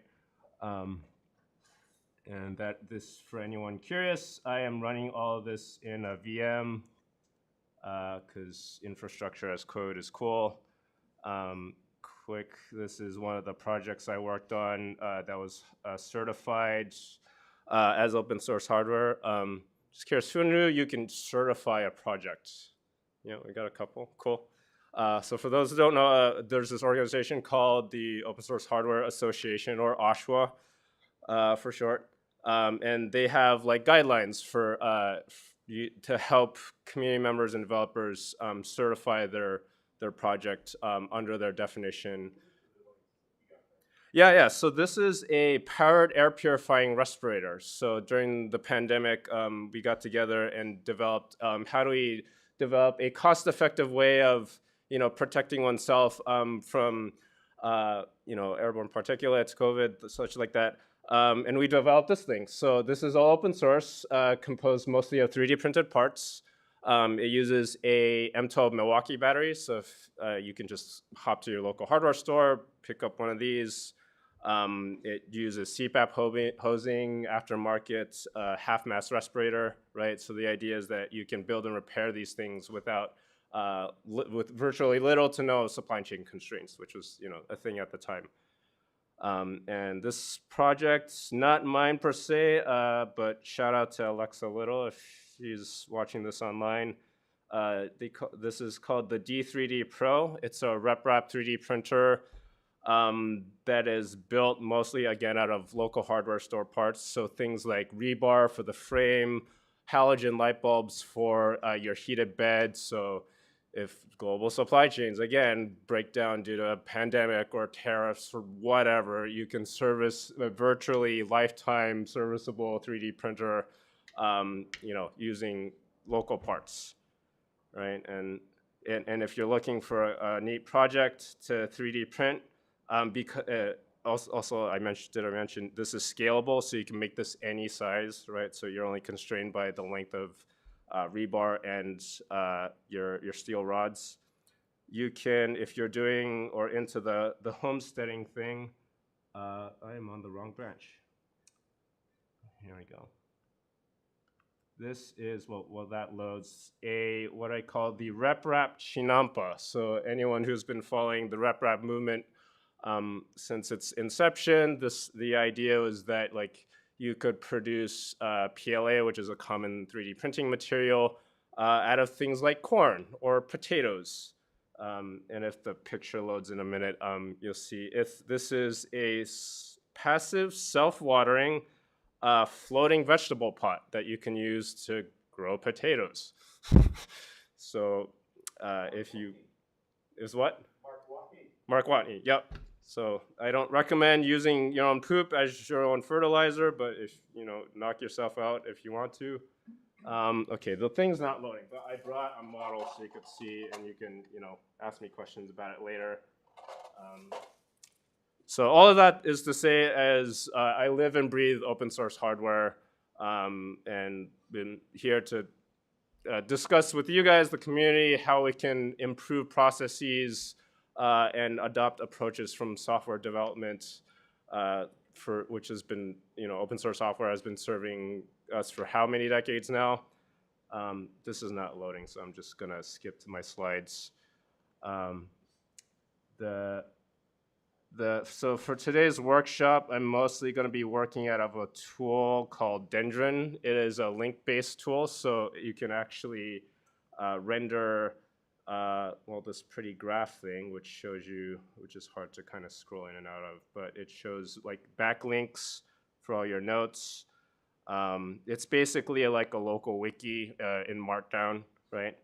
And again, this is all going to be uploaded to GitHub, so we can collaborate in an open source fashion as we do. So, all right. So first off, I like to start off with an audience survey. Who here has released an open source hardware project or developed? Yeah? You were there? What's your name? John? I've released dozens of open source. Oh, awesome. Care to share any of them? They're all on GitHub. Let's pick one. What's one you're passionate about, or the latest one is a prototype board for doing LED development for a light on WS2812. A light on I don't know what that is. Let's see. Is my link not working? Okay. So could you repeat that real quick? My brain is a little foggy today. LED prototype for the light on WS2812. Light. i.e. NeoPixels. Light on WSD20 clone. Sorry if I butcher this. We can, we'll edit it in live or in post. ESP32. I've heard of those. Oh, STM32. Sorry. That's the one they use for the lightsabers, right? Or is that a different one? Okay, got it. And care to share your experience? How'd that go? Things that went well, things that didn't. It's up, it's running. I mean, like I said, I've done dozens of pieces of open hardware, so it's not like that's Okay. Okay. And if you want a longer discussion on one, reinventing an entire vending machine control board. Okay. Halloween vending machines. Halloween vending machine. I was gonna say we do full-size candy bars as a result. Okay, we might need to do like an after talk or something. Okay. Just generally speaking, like any things that went well, things that didn't, things you wish was easier during the process. Nothing specifically. Okay, so no pain points, no like everything. No. Well, I mean, yeah. The diffs are useless. Diffs are useless. Okay, that's a good. Diffs are useless. Well, diffs are useless unless you pay for a commercial service that's replicating GitHub for open hardware. Got it. Okay, unless you pay for a service, I'll just put it at that. Some kind of paywall. I can't spell today. Service. Okay, I have not had enough coffee. Cool. Anyone else care to share the projects? Yeah. Don't be shy. How many are at least open source enthusiasts, hardware enthusiasts? Yeah. So any of you built on a project, like maybe like or would like to, or thinking? Yeah. I would like to build a set of earrings for my rabbi. Okay. With a shofar, which is a little ram's horn. Okay. Earrings. How do you spell? I can't spell. R-I-B-B-I. B-I. Okay, got it. Any like blockers at the moment? Any like would be? I have the clue how to proceed. Having a clue. Okay, cool. That's why we're here, to support the community. So, all right. I haven't a clue. Cool. I would say, so all my stuff is in 3D CAD work, like with OpenSCAD. Okay. I made the jump into the microelectronics piece. Okay. Getting that foundational in digital electronics is always challenging.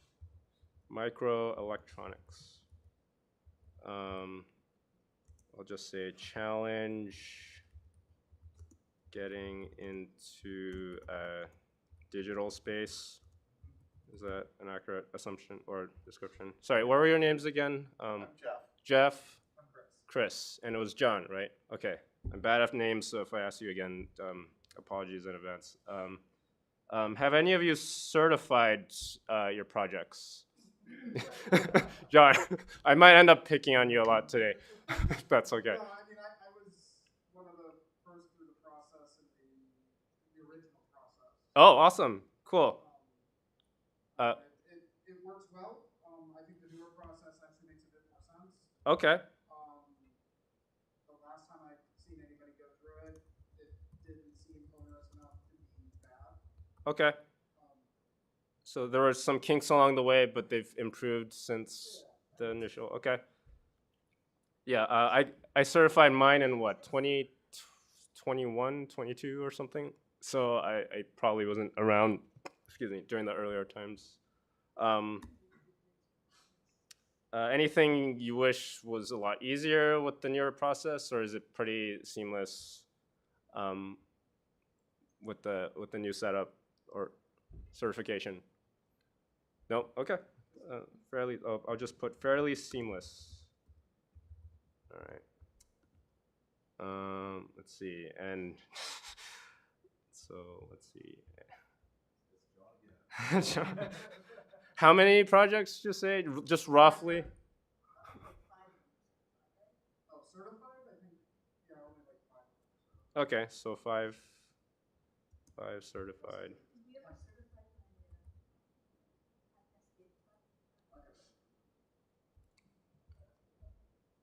Okay. I have counters here, but like my brain can't like sustain how many we're tallying, so I'll just skip it for now. Sorry, Jay, for my cohort that's watching on YouTube. Have you recertified any of those projects? Just like a V2? Okay. So like a one and done from the most part. Okay.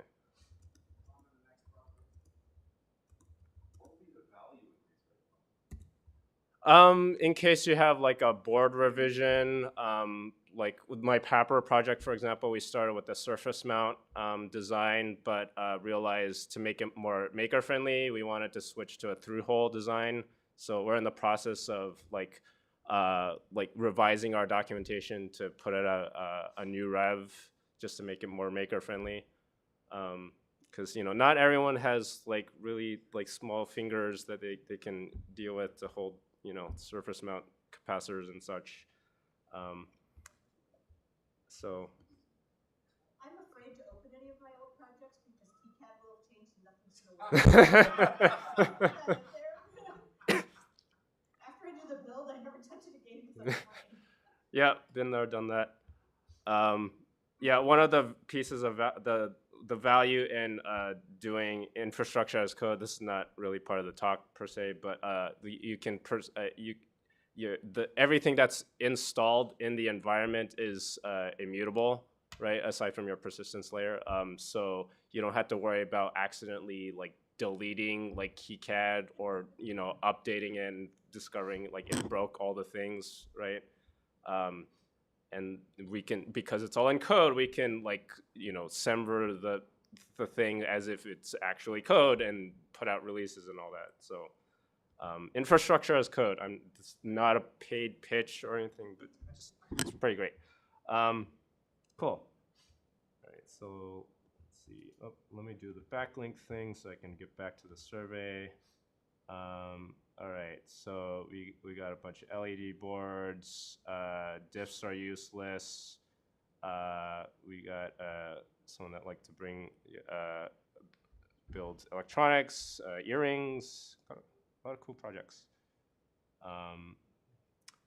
Recertification, I guess, not really applicable here. So just kind of recapping what we've said today. Cool. All right, let me get back to the rest of the workshop. Let's see. So, all right. So from what I'm hearing, like it'd be useful to like some kind of diffing seems to be the sticking theme that at least my brain is concerning on.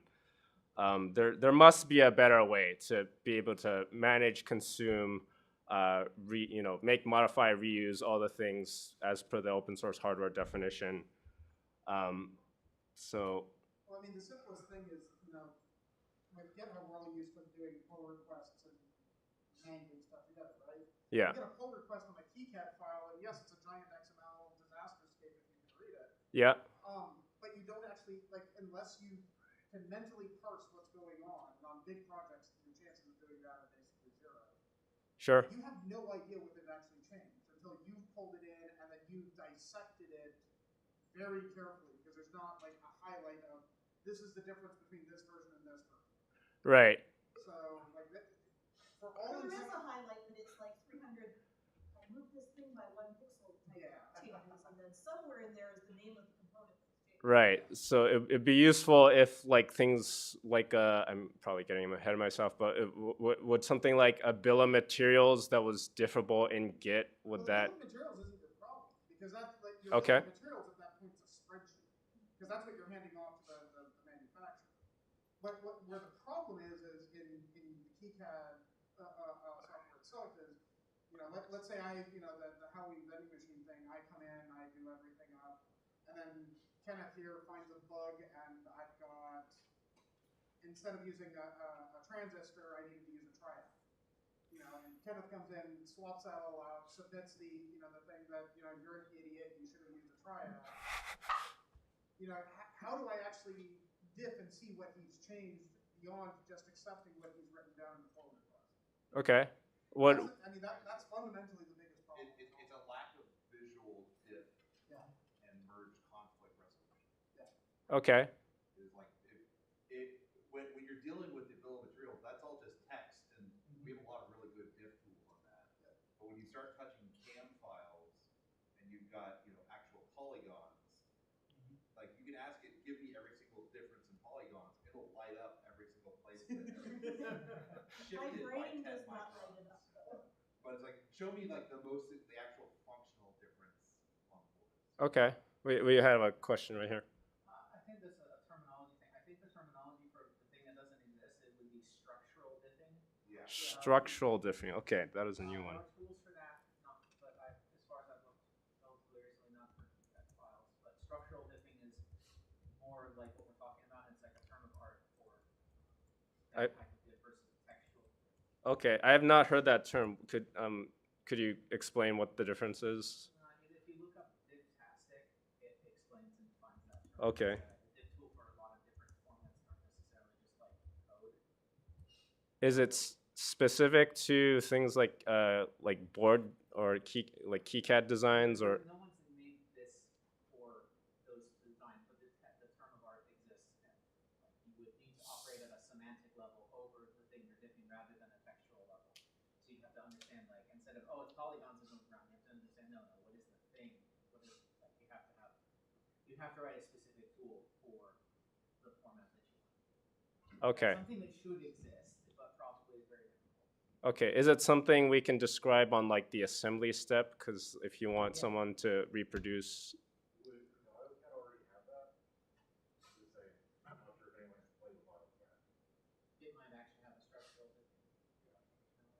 Okay, I'll have to look into that. We had a. Is what you're proposing something that would understand the difference between a transistor and a triac? Yeah, because that would be a component, and you would diff that it's a, because the whole point is instead of just a line of text, you're diffing what is this thing. So there are the best example analogy can be image diffing, where obviously you don't just care that a pixel changed. You want to see like what is the show me the structural difference of how this image has changed, and there's different approaches to doing that, such as doing an alpha channel for either image and then superimposing them, so that you can kind of track what's different. But that's at the level of an image, and this would be at the level of basically a graph, a difference of two graphs of things where each node type has a particular type. At the risk of coming across like an idiot, it seems to me that finding the difference between a transistor and a triac, for example, would be a very, very difficult thing to do because they're very, very different devices. And you would be looking at the network of the connections between them and at least being able to say that a similar component here is. I don't know that this would be perfectly possible, but it would at least be an improved version of it. Yeah, you don't inherently care whether the object that's being compared is a triad or a transistor.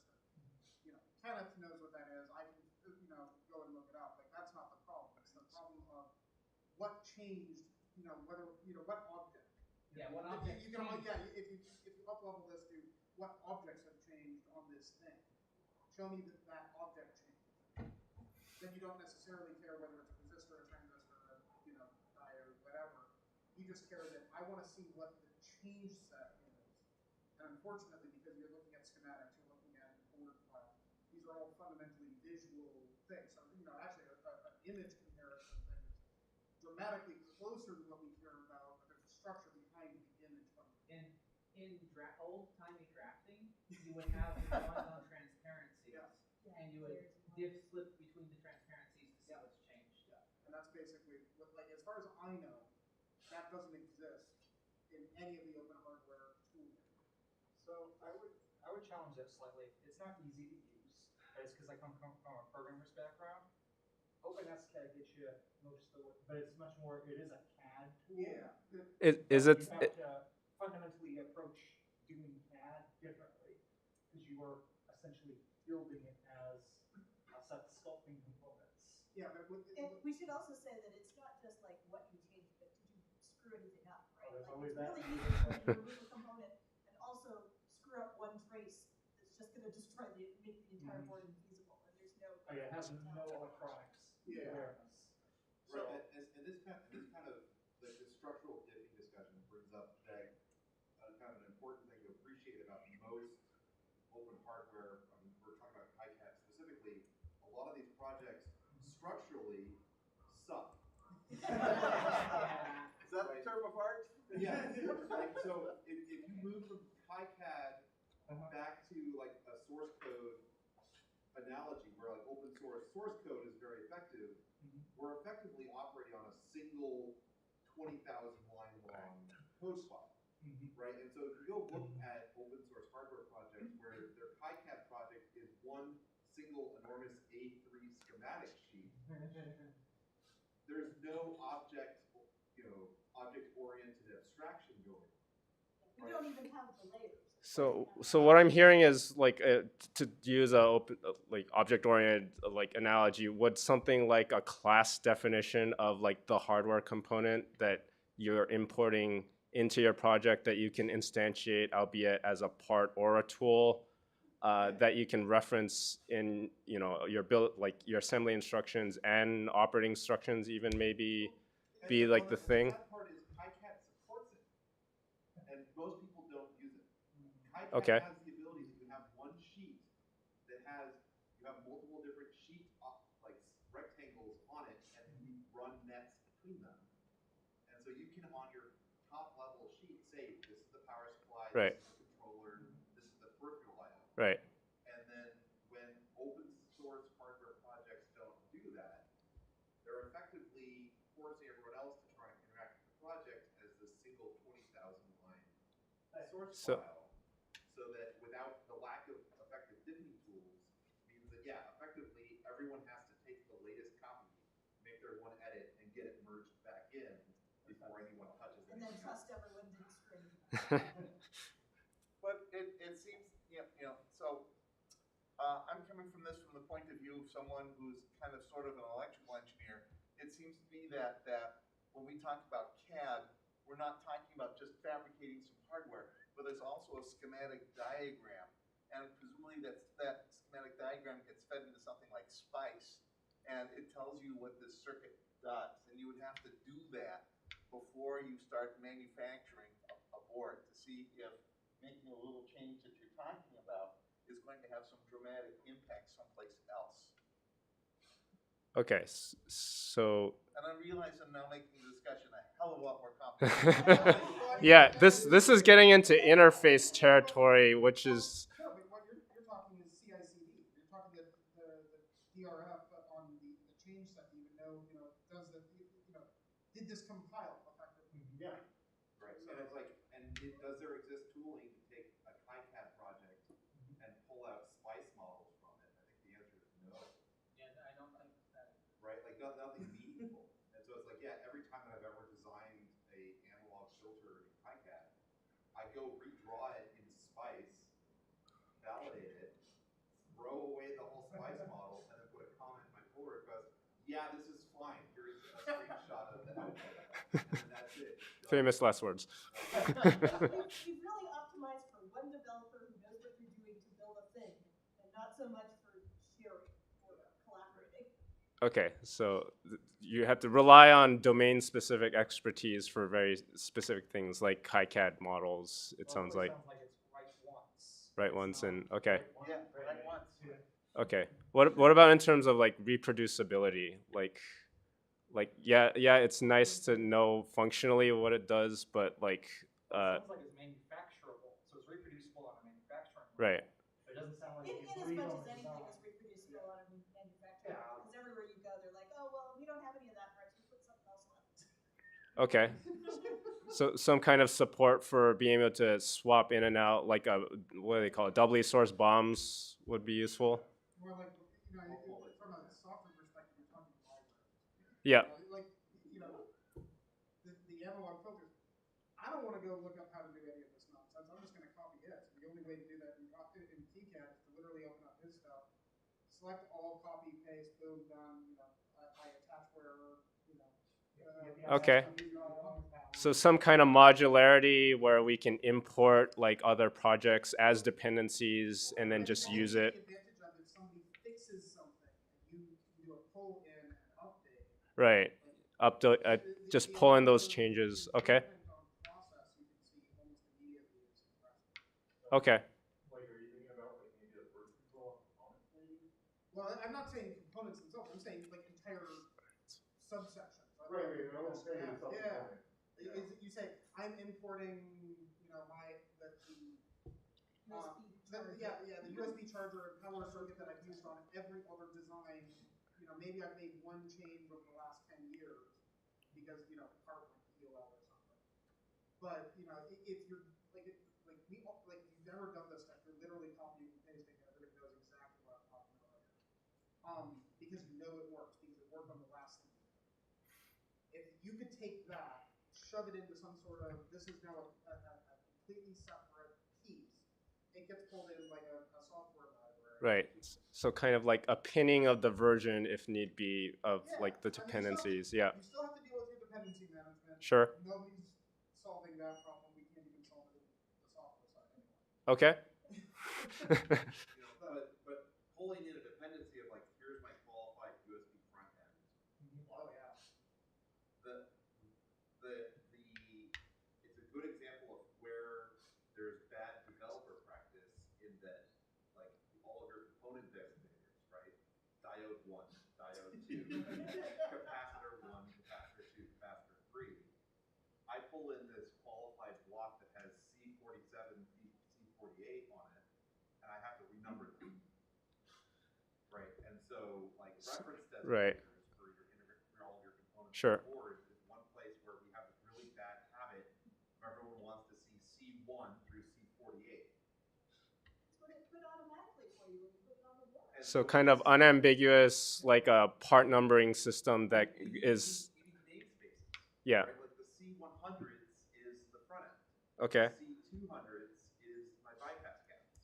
And if someone touches the front end and they add one more capacitor, I don't have to go renumber everything in back end. Or I don't have to like have the front end have C1, C2, C3, and C107. You need local variables in the program. Exactly. you need like local variables in the namespace, right? And so again, this is where it's whenever you touch anything, you have to change the entire project. Right. And you got to find every piece in your documentation where you reference that it's thing. A super gross blob, like enormous Yep. shift that you hand back for making one minor edit. Yep, I hear you. And I can think of a horrific real-world example. You remember the two 737 crashes due to the MCAS? They changed one number. That was all they changed, and 384 people died. So this is not a hypothetical problem. This is a real problem, is what I'm hearing. It is a real problem, and it has real-world and potentially catastrophic results. That's what I'm hearing from the namespace thing, is that it sounds like everybody's using, because when you still string on the board, it's going to be numbered. But it sounds like almost that you need those local variables. But it's almost, it might be that the tooling needs to be split up a little more, that you're doing schematics and bringing your schematic library, and then rendering that down into something that would actually be numbered on the PCB. I'm an old guy, so I'm hearing you need structured programming for schematics. So you're not wrong. Yeah, I mean, you're right, because the power supply designers are going to design the power supply, and you're going to have the digital logic people, they're going to design the digital logic, and the actuator people are going to do their own thing. So that, in my mind, is structured design. Yeah. Right. So how many people here are familiar with the RC 2014?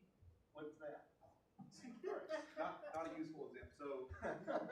So the RC 2014 is this kind of, it's a Z80 vintage computer thing that they invented 10 years ago. And it's been tremendously successful in the vintage computing open source hardware space because it's essentially a card cage design. It's a dumb backplane, and each module is its own thing that slots into this 40-pin connector. I think they actually have a couple different retro computers off of it too. Yeah, it's like people have, and so since it's by the nature of being a card cage hardware design, forces it to be object oriented because the ROM board never interacts with the CPU card, right? And so it's like it's a heavy hammer for trying to make your hardware modular and object oriented, but having literally some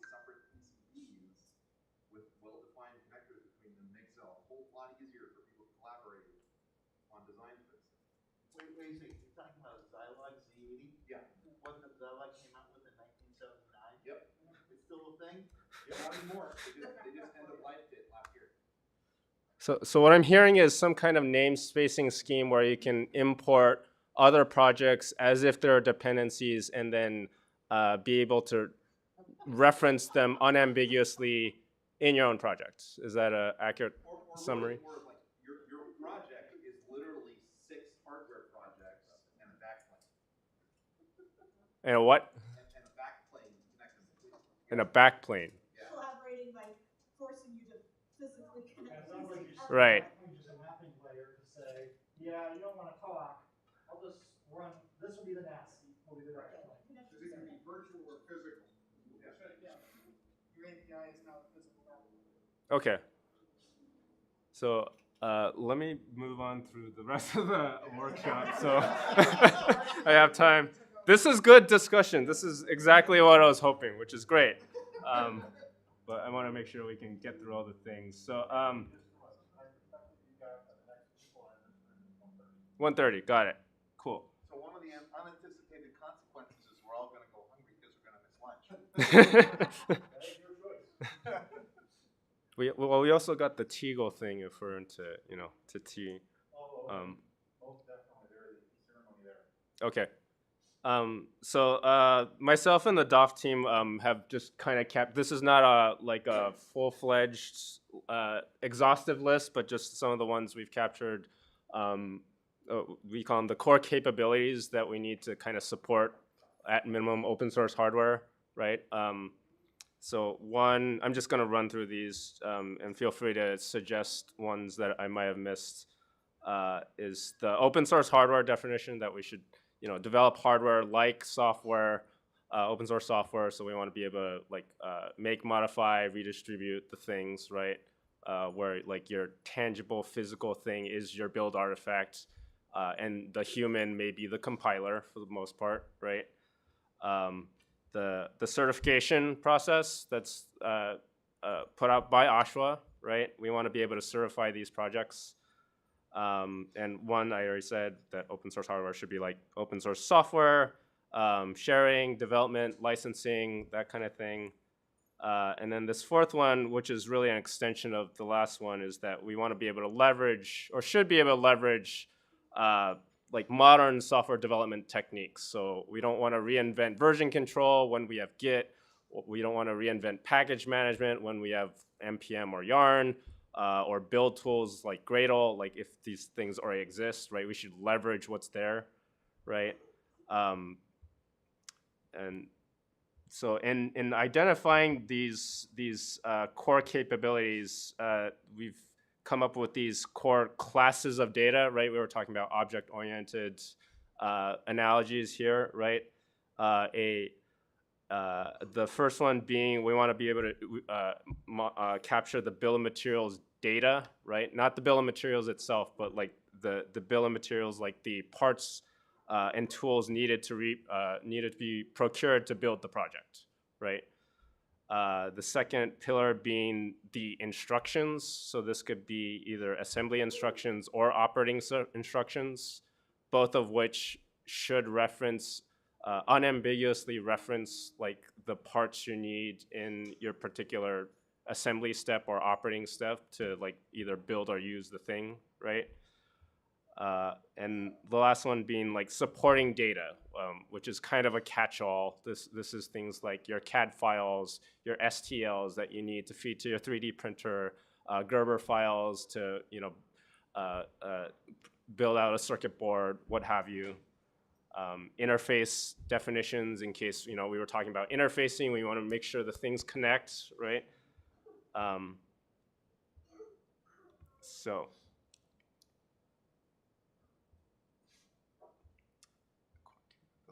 Pillars, workshops. All right, so we went through that. And so keeping all this in mind, today's exercise, which we might have already started, but just We want to capture these in the form of user stories because we are agile developers and they work pretty great. And for those who are unfamiliar or need a quick refresher, a user story is a kind of requirement that follows the template of, as a user, I want to insert some use case so that I can insert rationale, right? Cool. Are we cool with user stories on board? Cool. So we've written, oh, come on, why is my backlink not working? Come on. I'll go to this guy. So we've started a list of user stories already, but I want to kind of solicit ideas from you folks. This is my preview. Why is my preview working? I might need to close and reopen code because when in doubt, turn it off and turn it back on.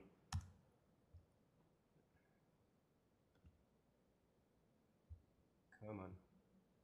Here we go.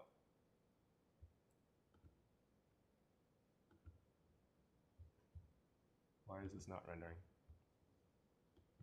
You're killing me, Dendron. All right, while this decides to render, here we go, all right. So the first one being, we want to be able to build an open source hardware project, right? I think that's pivotal. Like we want to be able to reproduce the things from a set of assembly instructions, for example. I guess yeah. I would challenge that you might want to be a little more specific there. Okay. And I guess what I heard, at least in this earlier conversation, is that there's a distinction being able to manufacture or assemble it versus being able to reproduce or be able to iterate on the design itself. Okay. When you say build, do you mean build the design, or do you mean build the actual object, manufacture it? In this context, I'm referring to the actual object itself.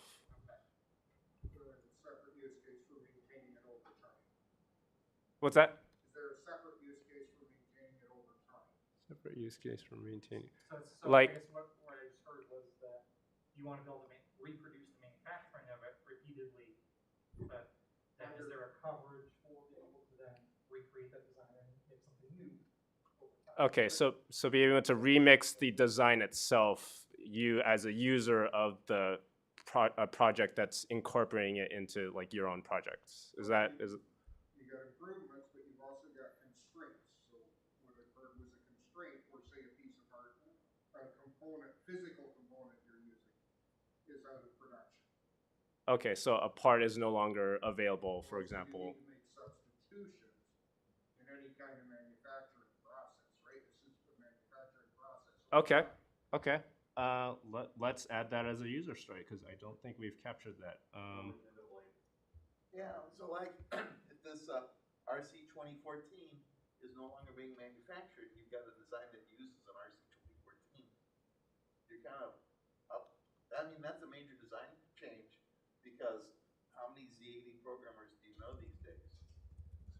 Can you emulate a Z80 under something else and swap that in as the physical component? Okay. As a matter of fact, you can. Yes. There is a Z80 simulator that runs under MS-DOS, and the MS-DOS runs under MS-DOS emulator under Windows 11. In a VM, What you can do is work ASIC, you can probably do a Z80 ASIC. Okay, so what I'm hearing is I want to be able to build a project using alternative parts. Is that too reductive, or does that kind of capture the essence of what we want to? But you want Okay. to build it in a way that anticipates that as a need so it's maintainable. Okay. Okay. Cool. Dendron is not playing nice today. It's just a little bit slow. I guess this is what I get for streaming in a VM running the thing. Or connection. Oh, come on. You're killing me, Dendron. you always use VI. It's always there. Yeah, Vim is my daily driver actually, but for the sake of like the linking system, okay, here we go. I want to create a template. I have that too. I am actually running SpaceMax, which is a community fork of Emacs with Evil, the Vim key bindings built in. Plus, what is it? Right. the Joy. Right. Still joy. Why choose when you can have both? Did it create the thing? Come on, create new note. Create new note. Error. Oh, come on. All right, I'll just have to make a note here. Because you're not playing nice. User stories. Build using alternative parts or components, I'll say. For end of life, what's a good word? Production. Dependencies. Availability, because it's not always EOL, right? You could have something that becomes cost is now prohibitive. Or, you're getting Chinese components that interact, so the components aren't all that great. So they've been recycled. All right. There was a story about that when someone had swiped the design for a capacitor and they used the wrong electrolyte. And so the capacitors were wave soldered onto motherboards. And when the capacitor failed, short circuit, blow up the motherboard. Also, I remember motherboards quite a few years ago that everybody's replacing them. Yeah, a lot of the capacitors, like you're saying, they were exploding after a certain number of years. End of life serviceability. A lot of the vintage people finish keep stuff going way longer than it should be. Like we're looking at some stuff that's been out there for 40 plus years. All right. Okay. And the MS-10 still lives. Well, that's only the 80s at this point. No, I mean literally, like the first digital switch still lives in Morgoth. Well, actually, Voyager 1 just reestablished contact after flying in space for 40 years, something like that. And that's got to be a hostile environment. Did you hear the story of the when either Voyager 1 or Voyager 2, like the first, they were anticipating that they were going to encounter more radiation when they did the flyby Jupiter. And so they rushed to their local grocery store, like the JPL developer rushed to their local grocery store and bought out their supply of aluminum foil. It's like, what is this? Oh, it's for a spacecraft that's going to Jupiter. Okay, that'll be $25.99 or whatever. All right, the Markdown rendering is just not playing nice, but the next one I got is organize an open source hardware project, which actually breaks down into, if I can see correctly,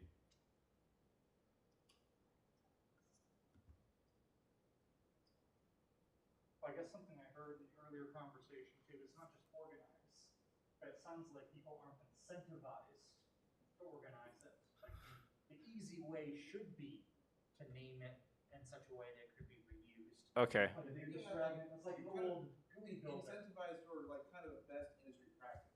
Like it's standard, like it's standard industry practice. Like when I was as a board designer at work, they expect me to build the board like it's me owning the design, right? And so it's a different coding style when you're developing the hardware in a way that you expect random drive-by developers to come in, make a change, and throw it over the fence. Well, that's open source maintenance all. Yeah, I mean, I can see a room full of really, really bright people who know a great deal about everything, and agreeing to just disagree how to get all these people to go actually build something on budget and on schedule when they're all going in different. That sounds like a very challenging thing to do. You think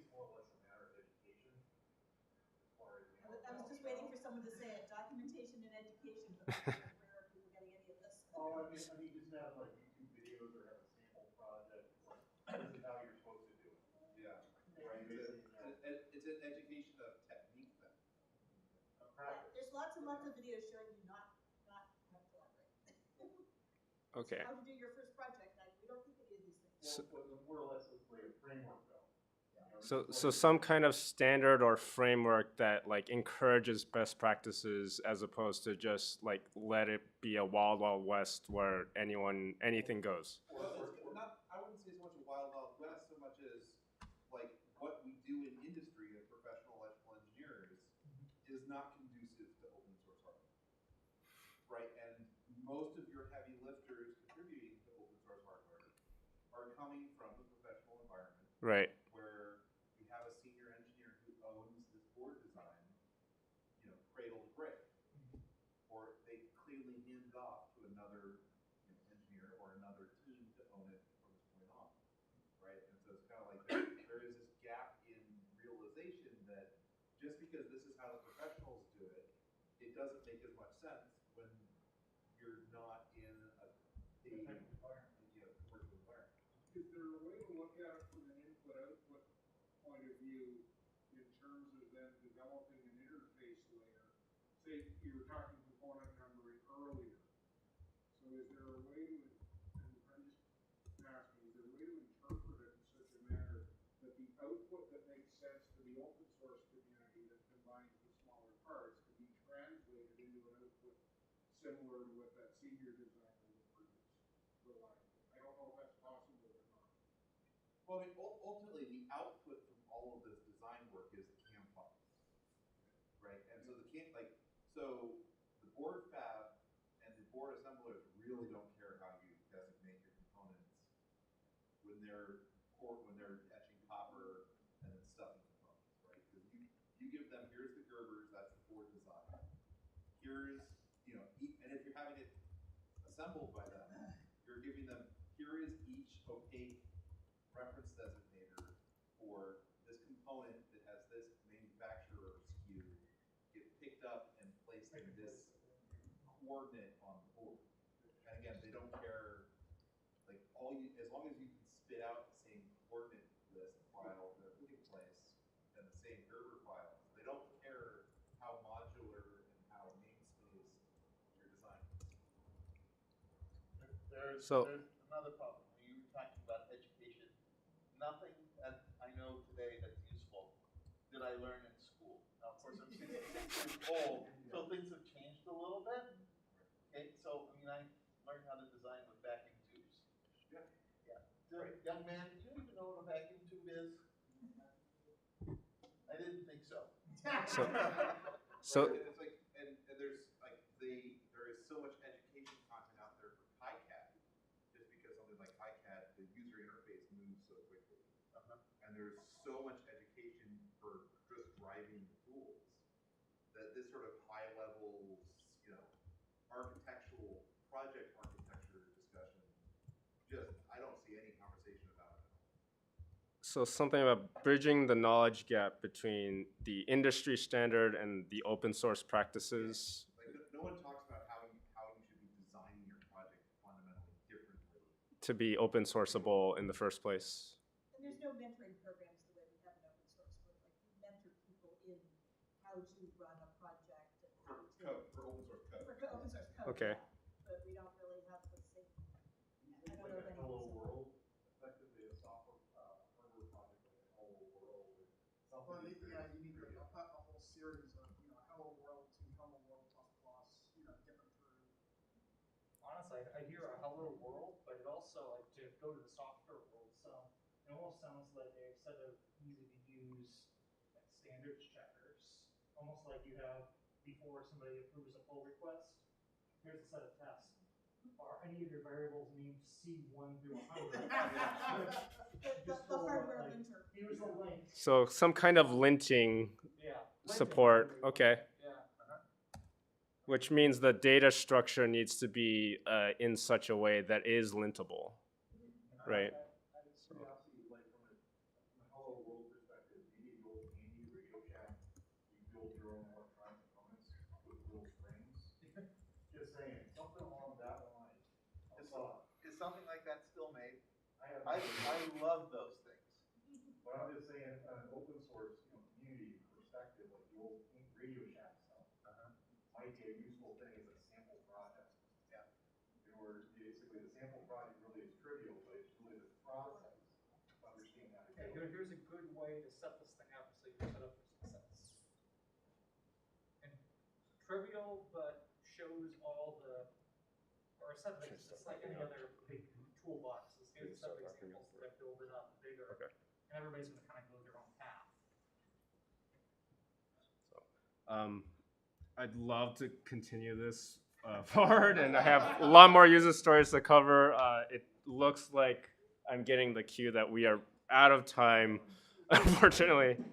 But please, check out the repo. Let's continue the discussion forward. Let's move open source hardware, make it more accessible. Thank you. We kind of hijacked your discussion, didn't we? No, this is great. This is exactly what I was hoping for. We're just out of time. So, cool.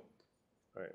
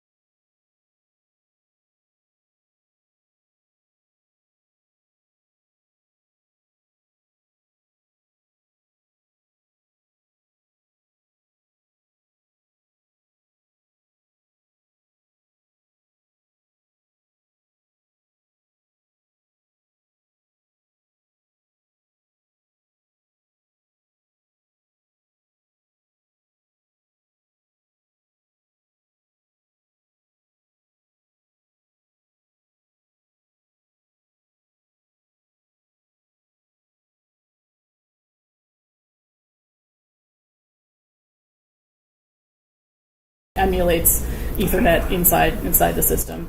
And so the network and the devices and all the things that you connect to it, you're not going to have that in a QEMU environment. And for some of these pieces of software, you would need that sort of environment. And the same with like all the devices that you interact with. And I say it may run slowly. It's totally going to run slowly. You're emulating, so it's going through multiple instruction sets. So the other option is running in an architecture native environment. This may be something like an SBC, like the RISC-V board I have here, or a Raspberry Pi or something like a virtual machine. So in the case of mainframes and power, we have emulated bare metal environments available as VMs to community members. So, of course, there's some limitations to these. If you've got a RISC-V board, you have to connect it to the internet. It has to have good internet connection if you're going to be connecting it to your project. If you're just having it on your desk, that's fine, but it doesn't scale super well. And then you have to configure the Linux environment, keep it up to date, run your CI software on there. And you still may not have access to everything that you need to test because you can't connect every peripheral device you might want to test up to it. And then in programming languages, you want to make sure that they're supported on the environment. All the ones that I mentioned in this talk are pretty well supported, but as you start porting your software, some of the things you want to know about is like high-level versus low-level languages, whether you're taking advantage of certain hardware components of the chip. If you're using like onboard crypto or anything, you sort of need to know about that, because if it's onboard on one machine, it's not going to be necessarily onboard on another architecture. And then things like signed and unsigned integers, memory addressing, all of these things work a little bit different. So, your resources. So this is kind of a chart. I have these slides online already, so you can grab them and look. But for a bunch of different popular CI systems, this is like my chart on what is supported and what you can get for free. So for ARM, we're in really good shape. There's hosted environments for ARM for most of the popular CI systems out there. IBM-Z, we've got a empowered, pretty decent story. Some of it's self-hosted, some of it does have free hosted environments. RISC-V is coming up to speed slowly. There's a few free environments out there for folks. But in order to get to those, and we also have a Linux distributions working group. That's one of the ways that we can collaborate for mainframes specifically. That's the t-shirt I have on. But a lot of the people working on distributions, they're like, I'm the only one in the world who cares about this architecture. I'm like, actually, the guy working on Fedora and the woman working on OpenSUSE, they both really care about it too. So we kind of got them together. So other architectures have sort of things like this. So for ARM, here's the QR code to the developer resources available for that. This ARM environment development thing, they have documentation, they have education with like learning paths and training. There's also a community with blogs and forums and chats. And then this is the one where I mentioned where they have like an ARM development studio, so you can emulate various different things locally for your development. For IBM-Z, my team, we give out S390X VMs. So we have a couple different ways to do that. We have one that you can just sign up for today. You can just log on, create an account, and you have that for 120 days.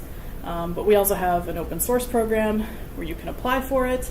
That comes directly to my inbox. And then I say, hey, you're a real open source project and you're a real maintainer on this project. I have to go and verify. And then I give you a VM that lasts for a year. And then after a year, you say, yeah, I'm still using it. And I'm like, all right, cool, another year. But it's essentially like it's just a Linux VM, and you install whatever you want to do on it. And this link, the QR code goes to a link that goes to the Open Mainframe project. And we have a whole list of other, like how to get to the Jenkins one at the Oregon State University Open Source Lab, how to get to the Circle CI binaries, how to build your own GitHub binaries, how to get the GitLab binaries, and just all the other ways you can work on that. So for Power, kind of a similar story. The Power systems are big and heavy and loud. Not quite as big and heavy as loud as a mainframe, but you don't probably want one. So we have a hosting environment for that. That also goes through the Oregon State Lab. There's also programs for like partners and companies and other folks in the ecosystem who want to build on Power. And then there's the Open Power Foundation, and they have a developer hub as well, and you can get like different sorts of resources through that, including some developer boards if you're like really like intense. I know Raptor makes some boards. And then the last one, Risk5. So they also have a program for developer boards that you can get through them. And that's kind of, you want to, in the form that you fill out, you demonstrate a clear impact and why you're going to be using it. And I've spoken with them, like open source projects are definitely a legitimate request. So you can put into the request to be part of the developer program. And that's a way to get one of these developer boards. But again, their community has things like chats and forums and mailing lists and things. So I'm at the end and I'm over time. So if you have any questions, I'm here for the rest of the day. And thank you for coming, and feel free to check out the petting zoo up here before you leave. Thank you.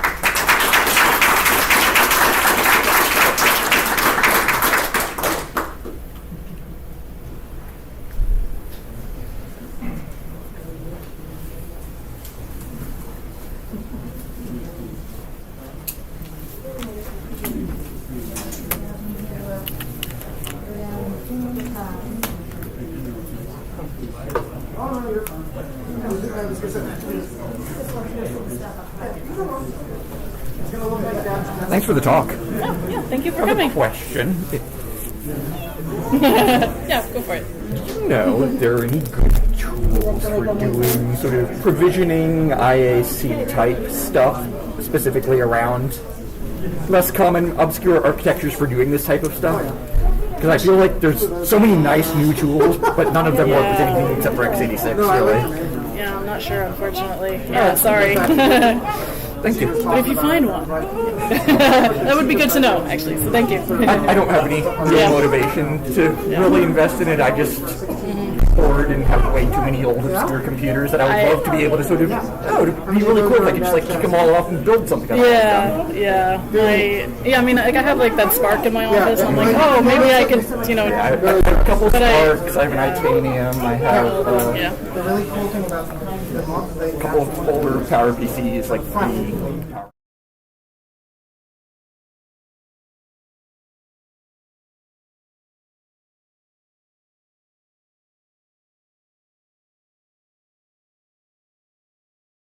I wish I would have seen you for the whole talk, but I only saw part of it. No worries.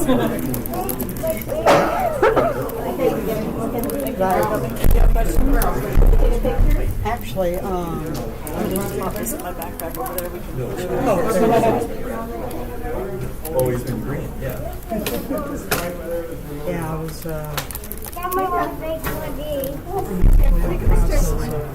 Getting away from Microsoft, and I really want to build my own computer again. Happy? Without Microsoft or Google. That's exactly how it is. And trying to find the resources to find it different. Actually, my biggest stumbling point is Yeah, I mean, the last laptop I got for my sister, there's some really good refurbishing companies out there that do refurbishment of old laptops, and I've been buying ThinkPads for my family just because they run Linux really well, just kind of out of the box. And I love ThinkPads. It's what I have for work. It's what I have personally, and so I can get one for like $350, which has like a good amount of RAM. And it's a really solid system for some of the refurbishment companies. So that might be a good place to start. Okay. Of course, for other architects, there are laptops coming out now, but those aren't necessarily inexpensive. Yeah, I've got a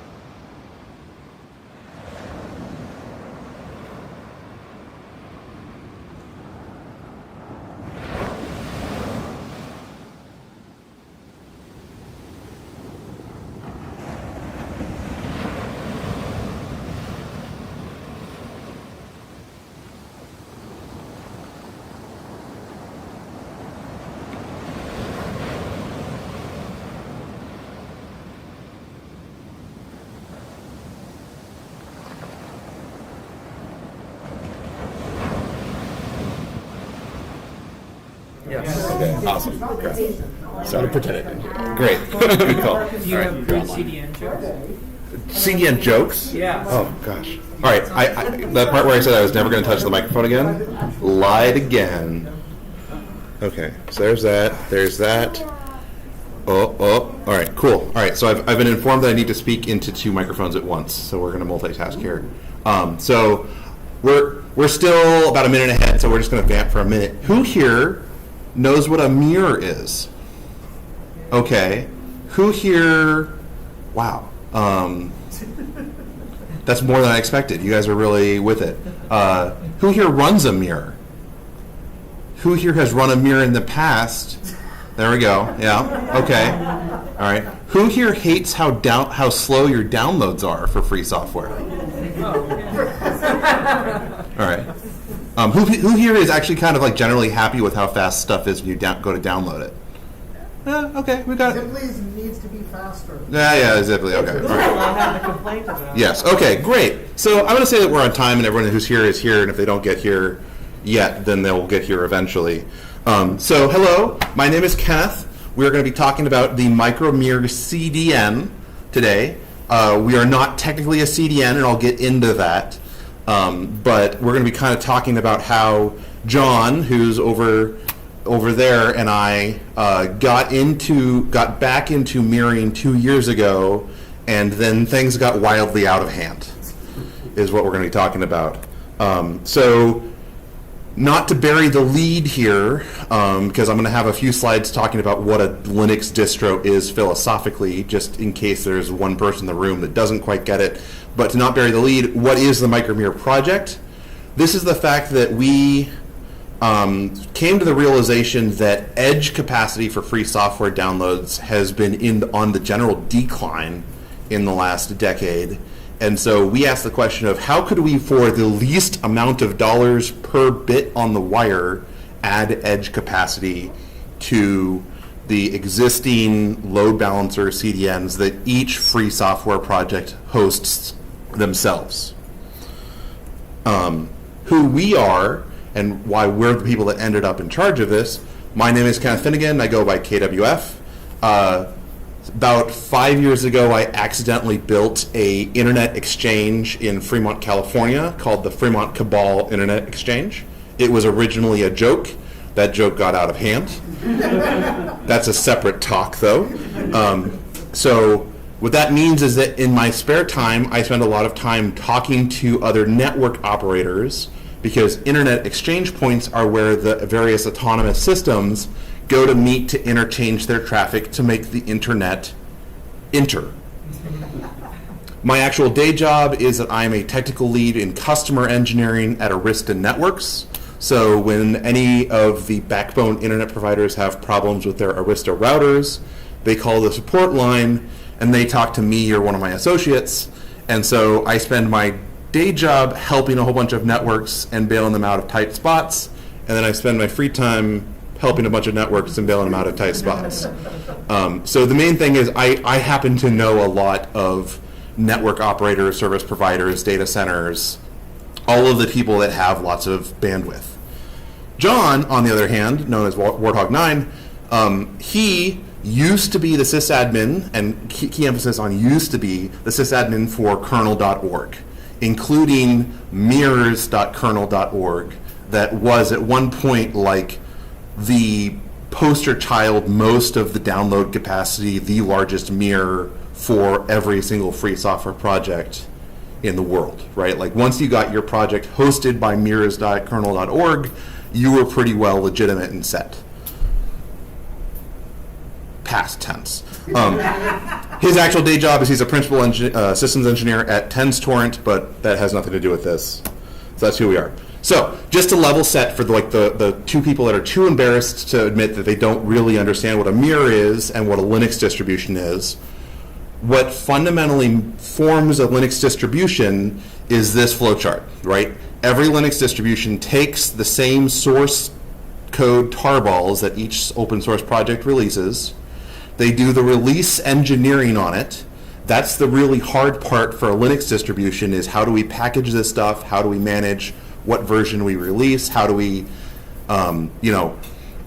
define what small patches we apply against the released versions, because a lot of free software, when it's released from the upstream, isn't actually completely usable in the way that every single Linux distribution wants, right? So the release engineering is the opinionated work that each Linux distribution does that makes it unique from every other Linux distribution. They then take all of this release engineering, your spec files, your build, your make files, all of the source code that you captured, and they feed it into their build system, right? Talk before me was just talking about build systems. So this is the part that has servers that take each individual source package, build it into one output binary, and then that is what is useful out of the distribution. And that is the release artifacts, right? So your RPM packages, your .deb packages for those Debian and dudes, your APK files, your .iso disk images, which are a conglomeration of a whole bunch of RPM files plus a bootloader, right? All of that stuff is the build artifacts. That's all the stuff that's what most of your users care about. A few of your users will maybe go pull source code from you, but mostly it's these compiled binaries. For small Linux distributions, you take all of those release files, you put it on a server, and your users download it. Super easy. The problem is when you go from a few users to tens of millions of users, you no longer can just put it all on one server and have your users access it, because no one server can serve files to tens of millions of users. And so the red line there is the hard part that you solve by scaling horizontally to many mirrors. Yes?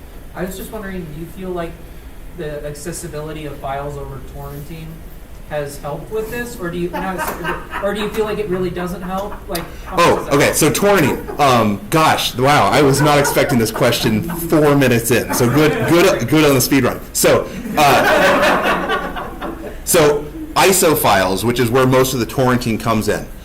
So when a general release happens of a distro, they have this anywhere between 1 gig and 10 gigabyte ISO file that is. This is the install media for building the system. You can either download it from one of their HTTP servers by going in your browser or wget and you click on the link, or you can torrent the file, and then at that point you are downloading the file from everyone else that is also using torrenting. Torrenting is absolutely obsolete in modern society because, and I'm going to get to this, Nginx and Sendfile are incredibly good at shoveling bits on the wire, and bandwidth has gotten unbelievably cheap. Torrenting also has this fundamental problem that it's too complex, and I can guarantee you I have in private, because they don't want to admit it publicly, many infrastructure leads for many Linux distributions have told me directly, we only put out torrent files because if we don't put out the torrent files, people will complain about there not being torrent files for them to download onto their seed box and seed this ISO back to help the community. But most of the other people pulling them in from their seed boxes are other people with seed boxes helping the community, right? As you go look at the stats for some of these big seed box users, and they're still pumping out a lot of traffic for Ubuntu 8.06. Right, versions of Ubuntu that have been end of life, end of support for a decade still see significant amount of traffic because people want to help the community and seed the old distros. I just want to clarify that I'm not helping the community. Good, not helping the community, right?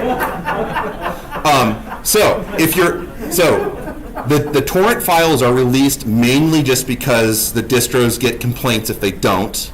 They have plenty of capacity, and it's less painful for users if you just don't use the torrent files and download them. There's going to be the 4 people that say, well, actually, I can download the file faster over torrent than if I use whatever random mirror they picked. And those 4 people are the users of torrent files. Congratulations, you've helped those 4 people.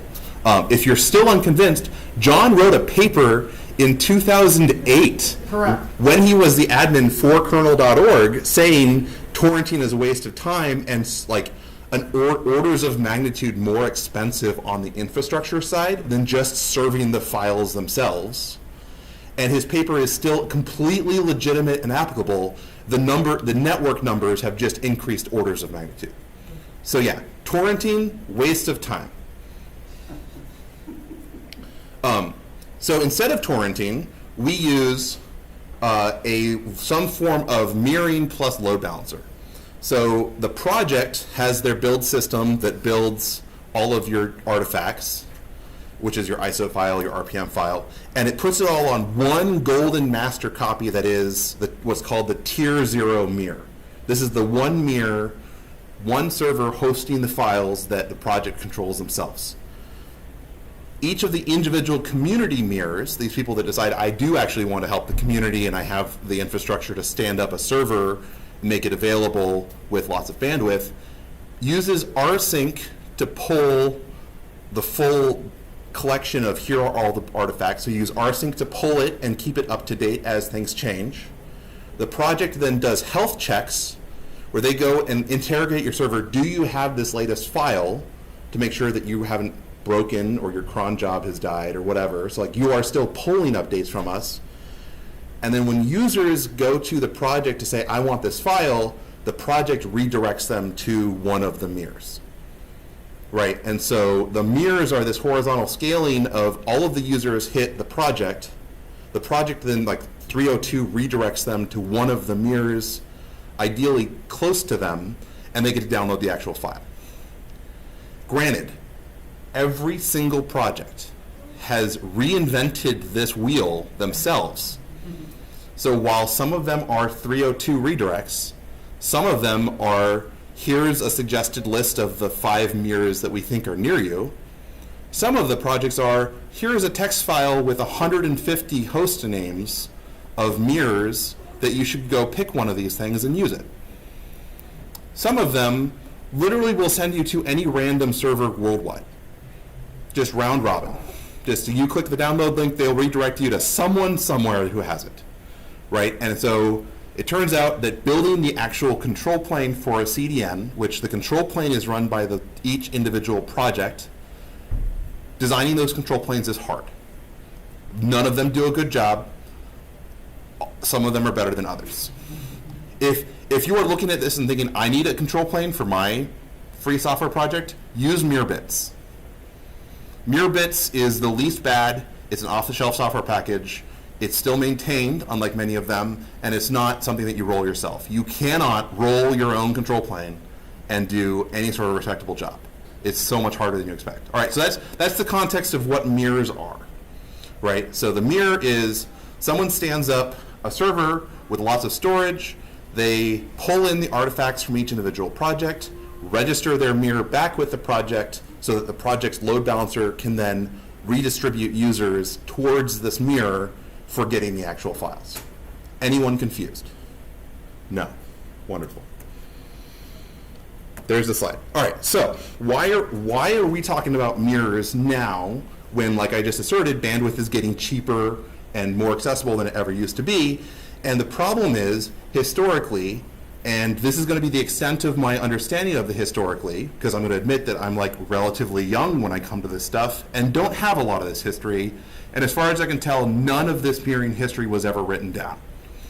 But historically, universities hosted most of the mirrors, right? The universities were the beginning of the ARPANET that became the internet.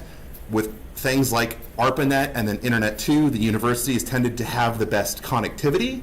And so some professor in each CS department of each university stood up a mirror, and they were the most significant mirrors. Right, so UC Berkeley, big mirroring provider. Duke University, Georgia Tech, right? These were the universities that were the main pillars of open source infrastructure, and there's been a couple problems with this. The universities are at large, broadly speaking, losing their on-campus data center space. When a university is moving to something like Google Suites or Google Docs for all of their workload, they then say, well, these last few bare metal services that we absolutely have to have on bare metal, let's just go lease a room at Equinix or CoreSite, some local data center provider, and then we don't have to have all this air conditioning and facilities on campus. When you migrate most of your workload into the cloud, mirroring becomes very much not viable because cloud bandwidth is so much more expensive than on-campus bandwidth where you have actual fiber going from your campus elsewhere. And so there's the problem of a bunch of these CS departments are losing their data center space to host this mirror. The IT departments on campus are not at all brokenhearted about this because these mirrors are often like a third of the total bandwidth for the entire campus. One weird box in the CS department causes as much pain as all of the users. There's also the problem that many of these mirrors, the one professor that took care of it has either retired or died, and the mirror is still running, right? Like I know of instances where no one knows how to oh my God. No one knows how to log into the box, but it's still there, right? So the university bandwidth, the university mirrors are on the decline. Many of them have gone offline, some of them gracefully, some of them not. The ones that are still online have abysmal performance, or like their update script broke a year and a half ago, and then Georgia Tech just hasn't updated their Fedora mirror ever since. Them being one of the 4 tier 1 mirrors for Fedora is a little bit embarrassing. So 2 years ago, me running an internet exchange in a data center in Fremont, California, I go to John, I say, you know, we should stand up a free software mirror. Like we have the bandwidth to do it. This sounds like an interesting project. We can probably pull it off. And he goes, yeah, we should probably do this. I used to run mirrors.kernel.org, which I didn't realize at the time. And I went, wait, what? Also at that point, Twitter was still a thing. So, you know, rest in peace. But so I post on my Twitter where I had, I don't know, 5,000 followers, and I said, hey, John and I are thinking about standing up a free software mirror. Does anyone want to chip in to help? So I post a PayPal link, and we, within a few days, got $4,000 worth of donations to stand up a download mirror and help make downloading free software not as miserable of an experience anymore. John, coming from a lot of experience in being a load-bearing download mirror for free software, really impressed upon me that the important things when you're standing up a mirror is you need lots of RAM, you need more RAM, you need extra RAM, and then you need the IOPS, the input-output operations, and then more IOPS, so that when someone comes to you and asks for a file, you are able to quickly retrieve it from the disk or from RAM cache, because you have lots of RAM, and serve it to them. When someone else comes at the same time and asks for a different file, you can also quickly retrieve it. And so the RAM's important. You want lots of RAM. Historically speaking, this was true. We'll later realize that this actually is not as steadfast of a rule, and that actually saves us a lot of money. But in general, particularly when you're using spinning Rust, you want RAM. The funding insight that was the most valuable on this, what I'm going to call a traditional heavy iron mirror, is that we had a disk sponsorship program where if you donated $320 to the mirror.fcix.net project, you got your name on a sticky label applied to a hard drive in a disk caddy. We took a photo of it and then slid it into this server, locked in a rack, locked in a data center that no one had access to.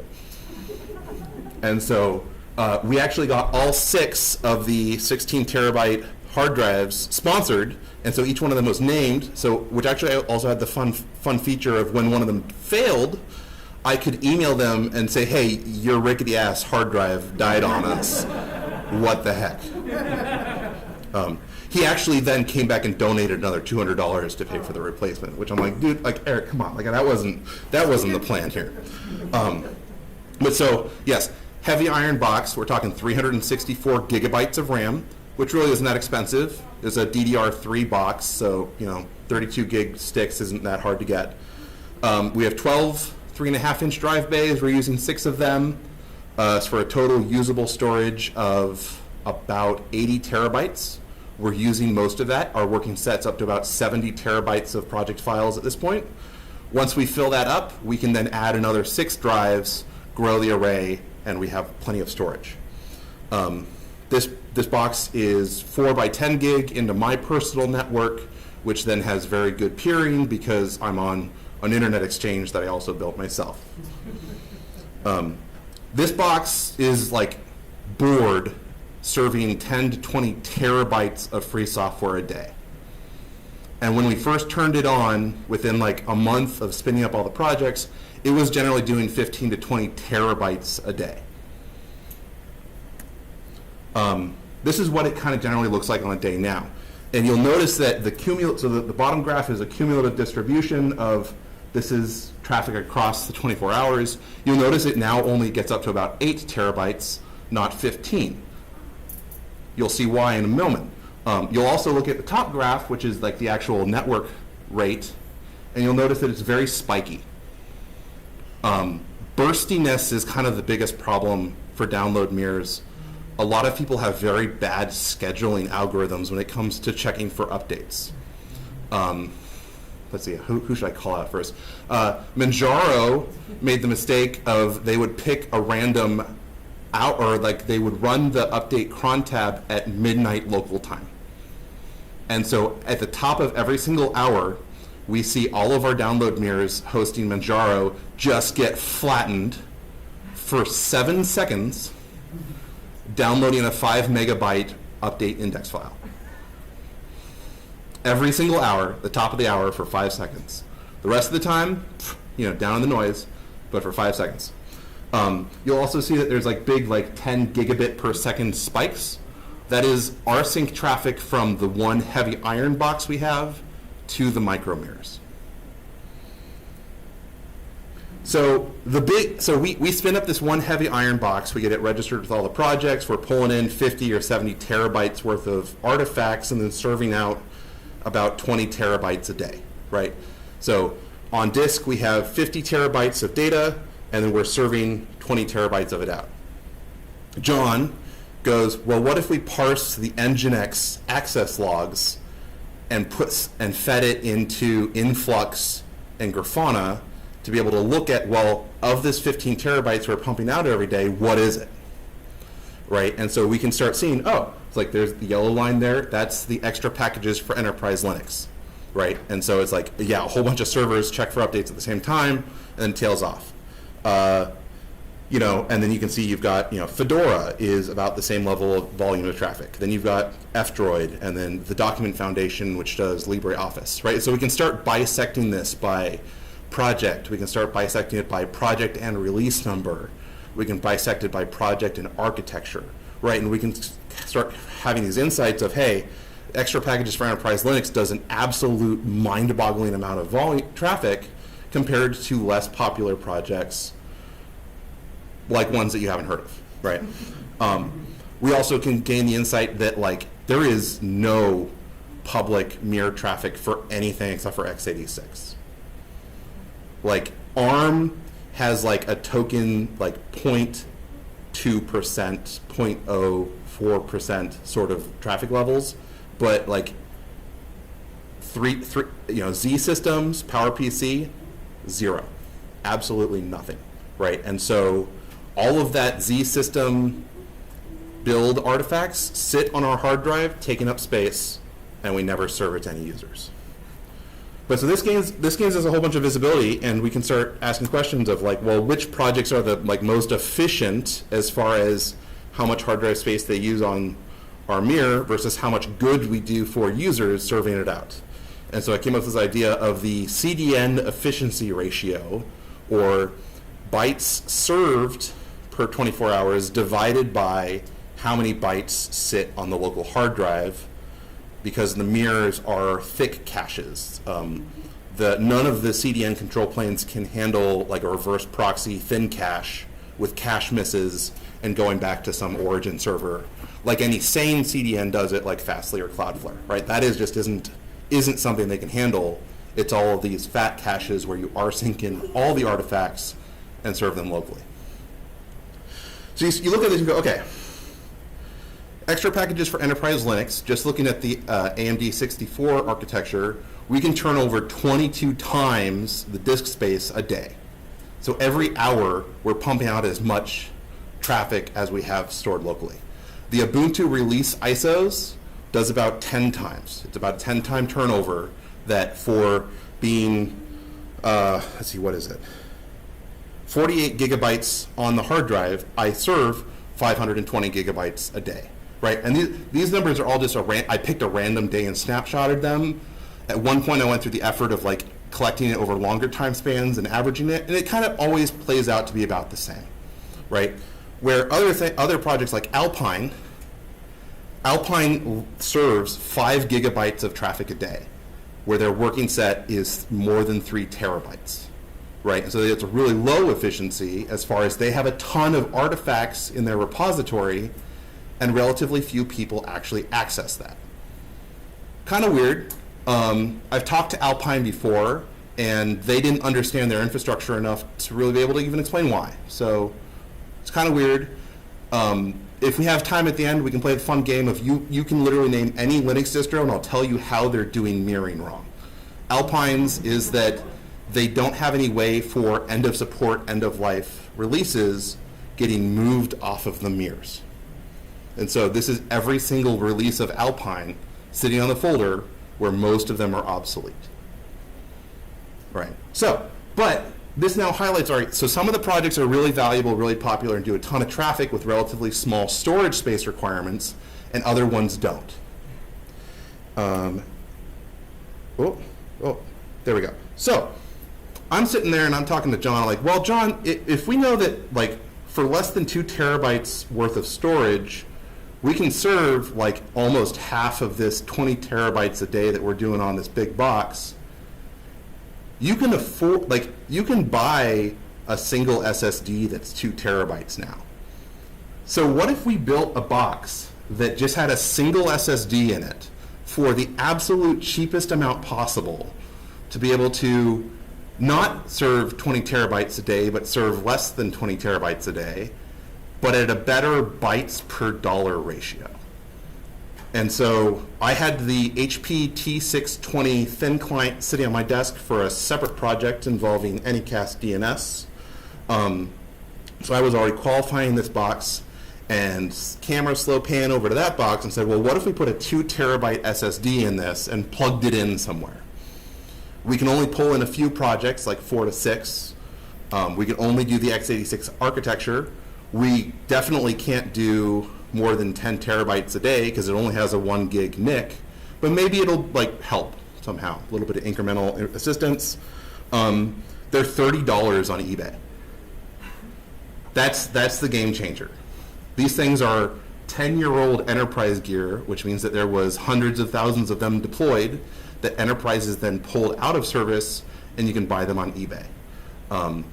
So the box is really cheap. This is also what disqualifies Raspberry Pis as being worthy of discussion, because like the Raspberry Pi is more expensive than this, and you don't get a power supply or an enclosure with it. Right? So if I take a bulk order of these things and then develop an extremely rigid bill of materials where I take the thin client, a certain hardware loadout, a specific 2 terabyte SSD, a C14 to NEMA 5 adapter, because data centers don't have plugs, like normal plugs in them, and these power supplies have normal plugs on the end of them. It's powered by a soap on the rope, brick in the middle with 2 cables. And this fits in a USPS flat rate box, which means that if we load 4 of the most popular projects on this box, put it in a USPS flat rate box, and then find a data center anywhere in the US that's willing to plug this thing in, I can ship them a mirror for less cost than the 16 terabyte hard drive that we were using for the hard drive sponsorship program on our heavy iron box.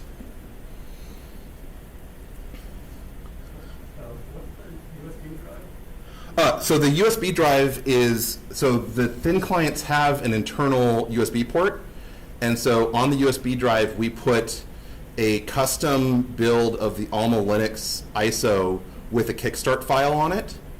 so that when we install the SSD in this box, we power it on, and it zero-touch provisions going from blank SSD to our OS with our SSH keys on it.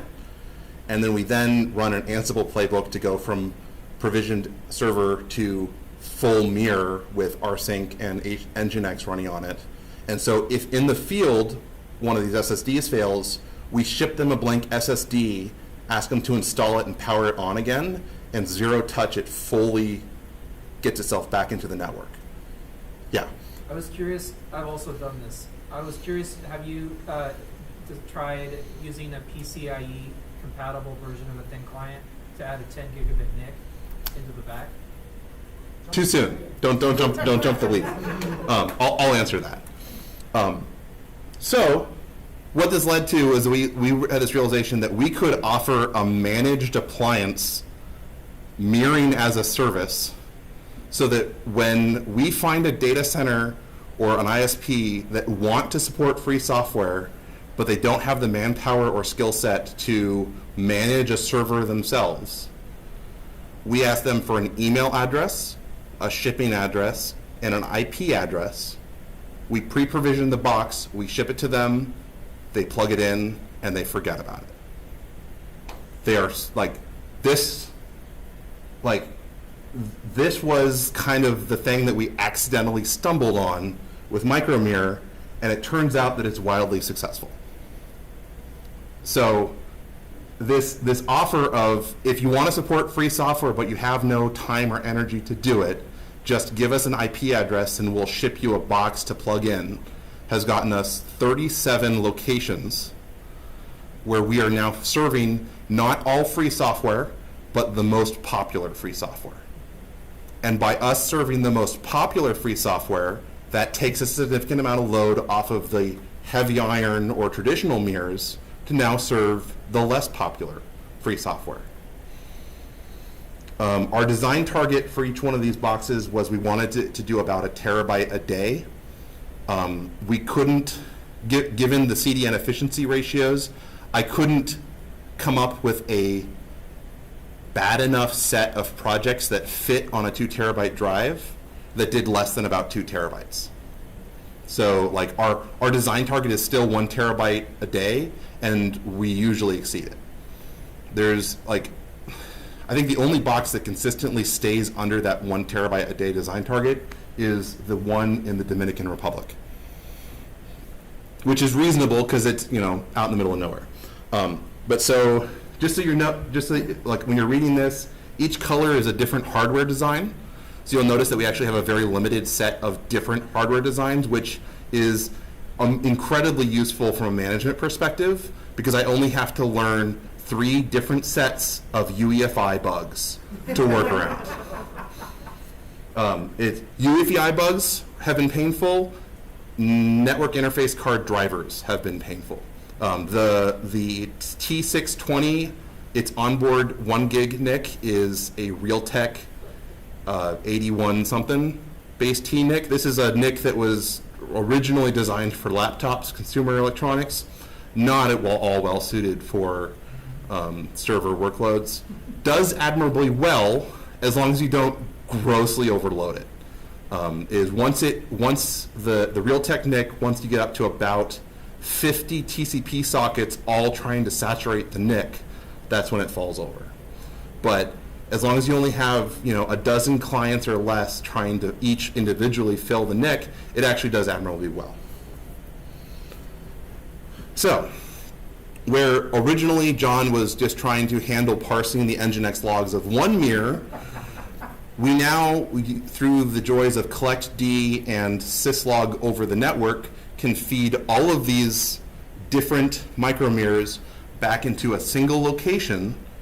He has to then parse 1,000 to 2,000 queries per second across the fleet and shove them all into Influx. Influx did not like this. So while we were growing this array, this constellation over the last 2 years, it's been an extremely fun game of John desperately trying to find the performance bottlenecks in the telemetry pipeline, while I was desperately trying to find new ISP hosts to plug them in and bring the telemetry box to its knees. And so I would deploy 2 or 3 new micro mirrors somewhere, the telemetry box would fall over, he would then find some bottleneck. So at this point, we're using timescale DB and a Python script that is using regular expressions to parse Nginx. It's not doing well. Everyone, if you're interested at all in that, talk to John about why he hasn't open sourced it yet. But the long story short on this is that since we're streaming all of this telemetry back to a single box in Fremont, this means that we actually have an unprecedented level of, like an unprecedented perspective on people consuming free software, because many projects themselves don't have this level of visibility into how many users are they seeing from where. None of this is public because there's also a tremendous amount of confidential information in here, right? I can tell you the day that Microsoft migrated from Enterprise Linux 7 to Enterprise Linux 8 because I saw more than 1 million new IP addresses in Microsoft's ASN in their infrastructure level spin up, polling, checking for updates against extra packages for Enterprise Linux 8, right? So the corporations leak a tremendous amount of internal intelligence on what their network looks like to us. Thankfully, John and I are relatively reputable guys, and I have better things to do than actually think about what they're doing with it. But the main thing is we can see what all of our micro mirrors are doing. The answer is about 90 terabytes a day in network traffic. Yeah? Can the local operators of the micro mirror see this data, or it is all flowing back to you? So the local operators of the micro mirrors do not get access to the dashboard. They can see what's on the wire because they have the top of rack switch that we're plugged into. If they ask us to, like, hey, can you send me a screenshot to like see like what is my box doing, we'll give them that sort of information as a feel good. But no, they generally, this is a black box that they don't have access to. If we have a dedicated username and password for the local VGA console, so if they do need to get into it for troubleshooting purposes for us remotely, we can give them that username and password, they can get into it, and then we take them out again, right? So there's that ability exists, but no, they generally don't have any access to these boxes locally. This says that like the sent is 4.8 gigabits per second. That's just a glitch due to the very last data point not being complete yet in collect D. So the average on that day-night cycle sinusoid that you see there is about 9 gigabits per second. As a matter of perspective for you, on like Fedora release day, this 90 terabytes only goes up to about 110 now. We only see about a 10 to 20% bump on like big release days now, where a decade ago on Fedora release day, every single mirror worldwide would just be flatlined, maxed out for 3 or 4 days. Right, so it turns out adding more than 300 gigabits per second of front panel port capacity to free software makes the process less painful. So kind of the rest of my talk here is kind of just a list of lessons that we've learned, kind of things that we weren't expecting, because it's like we had all sorts of assumptions. Like my original thought was, well, wireless ISPs buy their network, their internet connectivity in symmetric capacity, right? If you're a wireless ISP, you go buy a 10 gig port, and then most of your network capacity is people downloading YouTube and Netflix videos, which leaves wireless ISPs with a whole bunch of egress capacity to send traffic back out again. And so if we can send these micro mirrors to wireless ISPs, they can plug it in for effectively free on their network costs, and we can utilize otherwise idle traffic. It turns out finding hosts where 1 or 10 gigabits is a rounding error is a lot easier than finding wireless ISPs that have a single 10 gig port and are barely surviving. So where my original vision was I was going to be embedding these things in a whole bunch of little wireless ISPs and local networks, it turns out that you can just go to someone like Ziply or CoreSite and ask them, hey, can I plug a 10 gig server in here? And they go, sure, we've got about 8 by 100 gig out of that building, so go nuts. So first real realization that we learned here about like how cheap of a hardware, how old of a hardware can we go on these mirrors is that Nginx plus the send file syscall is unbelievably good at taking static file off of hard drive and putting on network, right? And so when a client comes in with an HTTP request, Nginx processes the initial request, and when it gets to, all right, now I just have to take this file descriptor for this 10 gigabyte file and send it to them, Nginx hands that back to the kernel and says, send this file descriptor out this network socket, and the kernel handles all of it without copying everything 3 or 4 times. And so even when these micromirrors are maxed out, flatline, 100%, their CPU is sitting at like 30%. Right, and so like the bottleneck for us on these 10-year-old system on chips is the network. So, once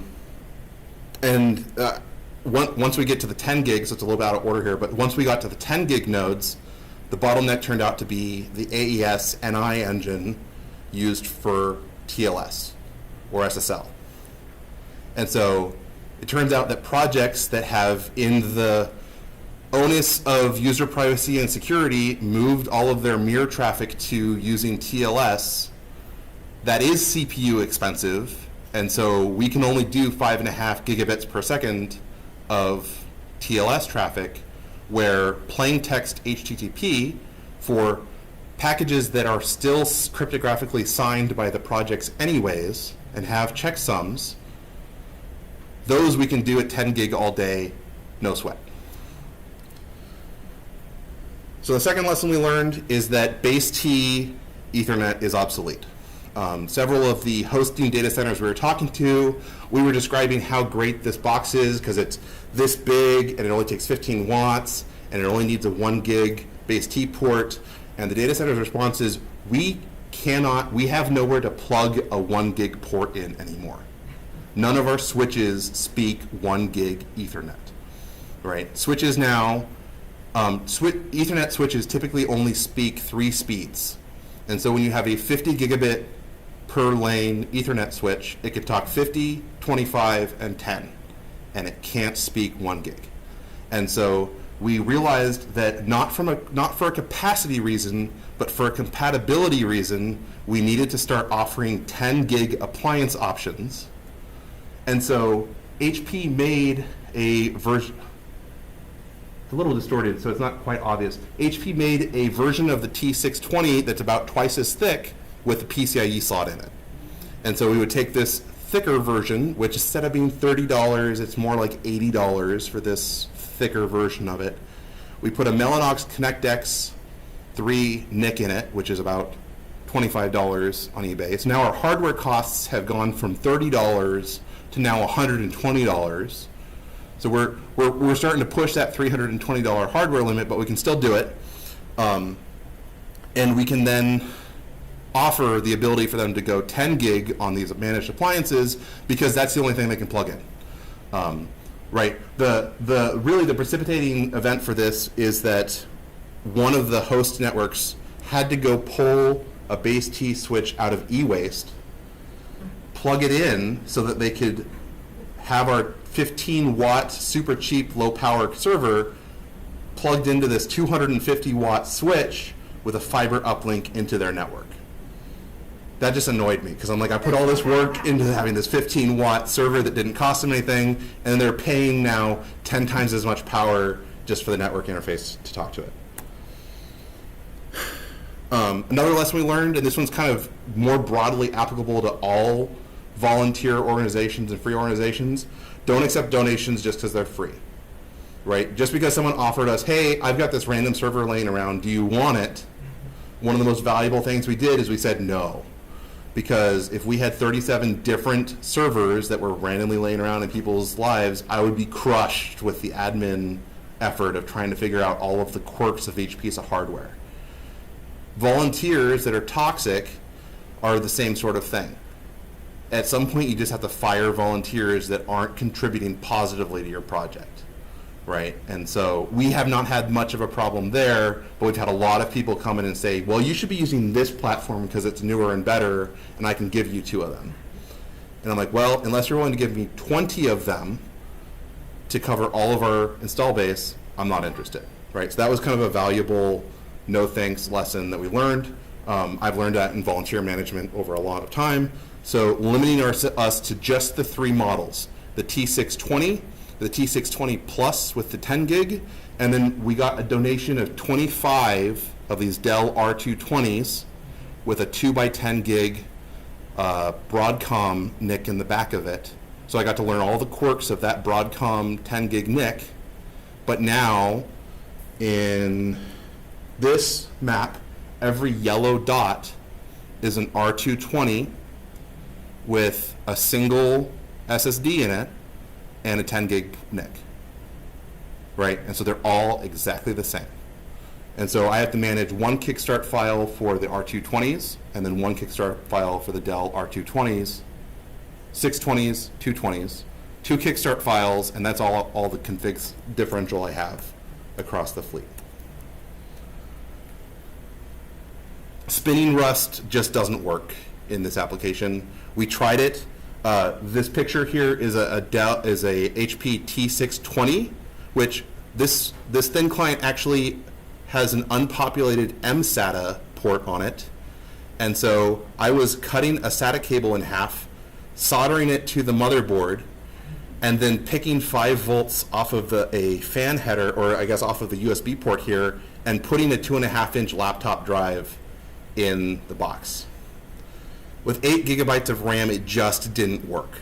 Under normal workloads, it worked great, right? And so when clients are all sitting there asking for the same 7 megabyte repo metadata file, it worked fantastic.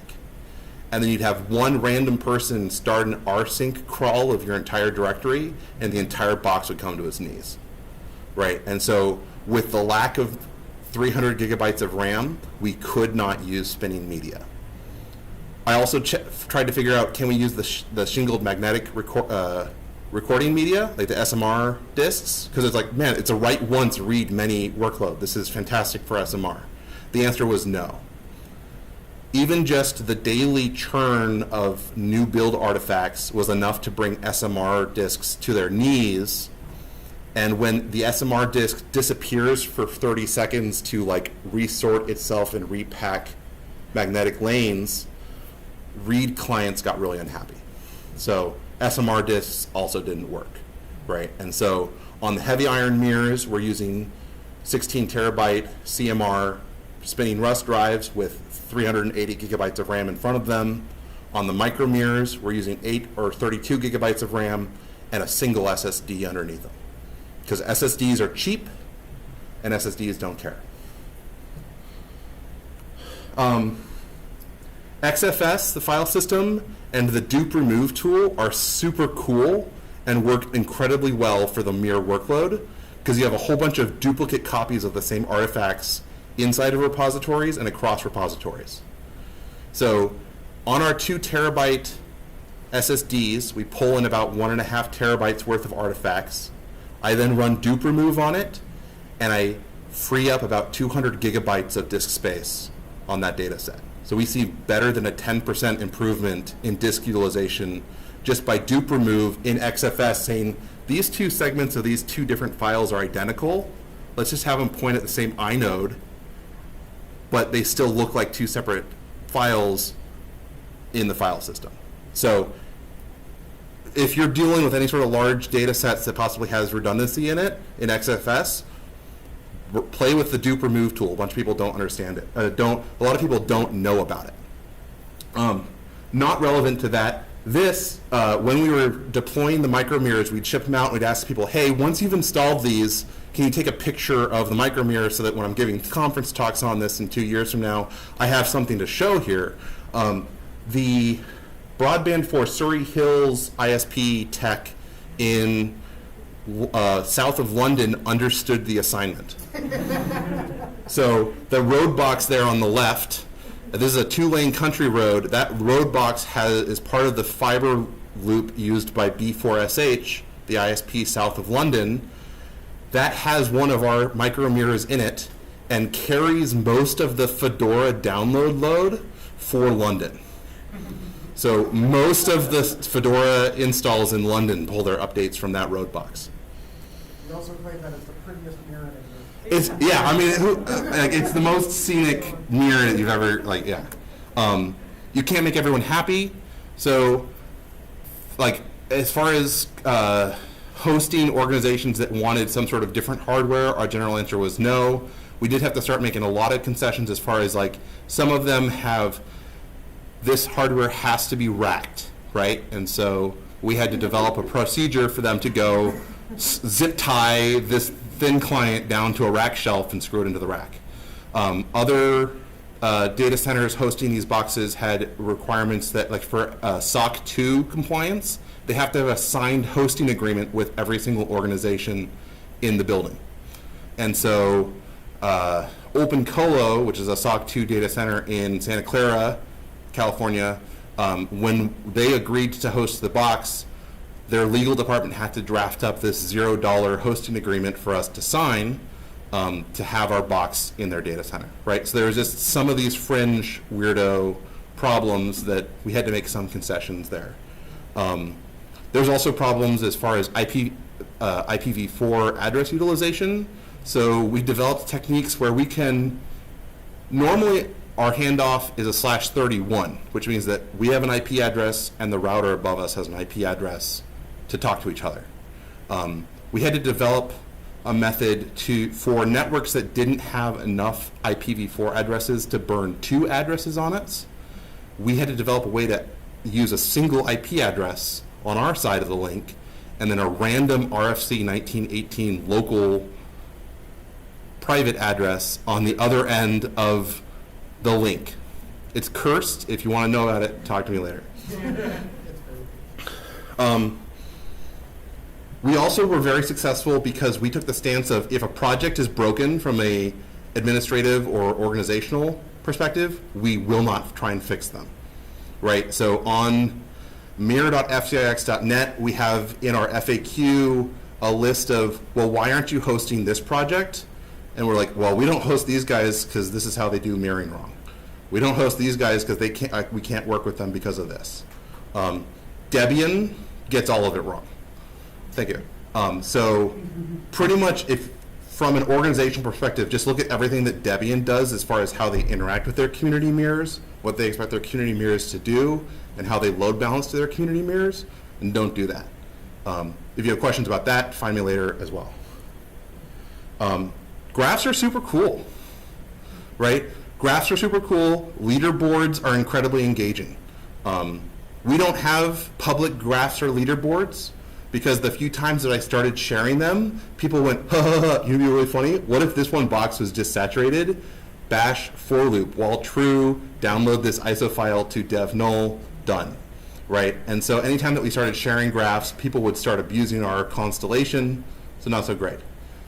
For other projects like Folding at Home is a fantastic example of where leaderboards are very effective, right? Because if you want to enlist a bunch of volunteers, having a leaderboard where they can rack up points of some sort is very effective.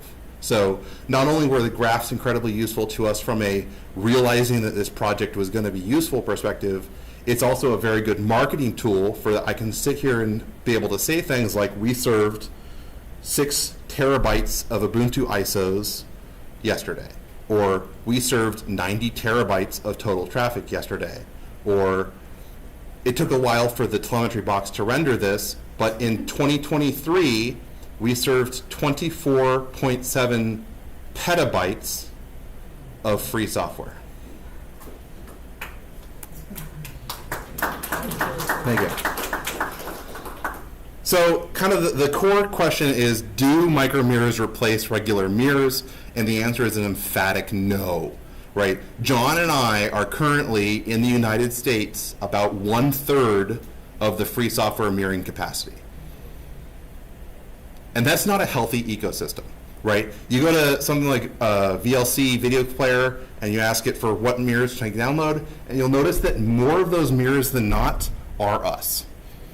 And so if we have a constellation failure, which the boxes are relatively independent in that, like, if Fremont disappears or goes offline, the boxes continue to serve their existing content, they don't update. So other people that either have some sort of contact at data centers or have the bandwidth themselves need to be standing up their own traditional mirrors to be serving the long tail and reducing this ratio so that we're not more capacity than not. There's some pictures, value in the fact that these things are so tiny that they can just sit on top of other stuff. And that's it. There's a picture of my dog Millie, and there's the Libre Pay where we've paid for about the $15,000 in hardware that we've shipped across the world. So thanks, I'll be over here. Yeah. Do Monkey Brains and Sonic help you out with this? Monkey Brains and Sonic, do they help us with us? No. One of our disqualifying parameters for hosting networks is do they host their own mirrors? I believe Sonic does. I don't think we have any personal contacts at Monkey Brain, I'm not sure. But no, they're not current hosts. If they're running their own mirror for some reason, we don't really want to send them a second mirror to plug in right next to it because they're adding more value already. But a lot of the networks, we just don't have personal contacts to ask them, hey, can you donate $300 a month worth of free services to us? So if you know someone at an ISP that you don't see on our list, if you look at, we have a GitHub repo, if you see someone that should be on there, start an email thread between them and mirror@fcirx.net and say, hey, you guys should talk to each other. Hey, folks, we have 4 minutes to be out of this room. So okay. we can wrap it up, clear it out. Thank you. Thank you. Thank you. Thanks, folks.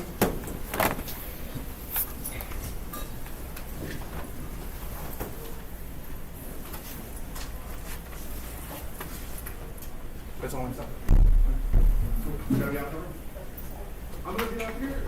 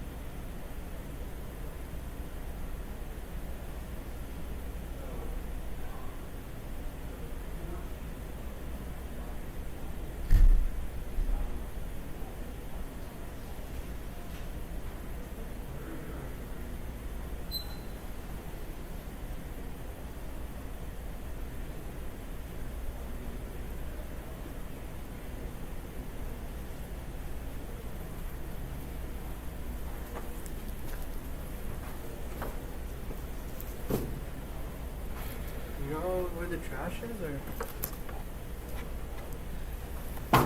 or? No, downstairs.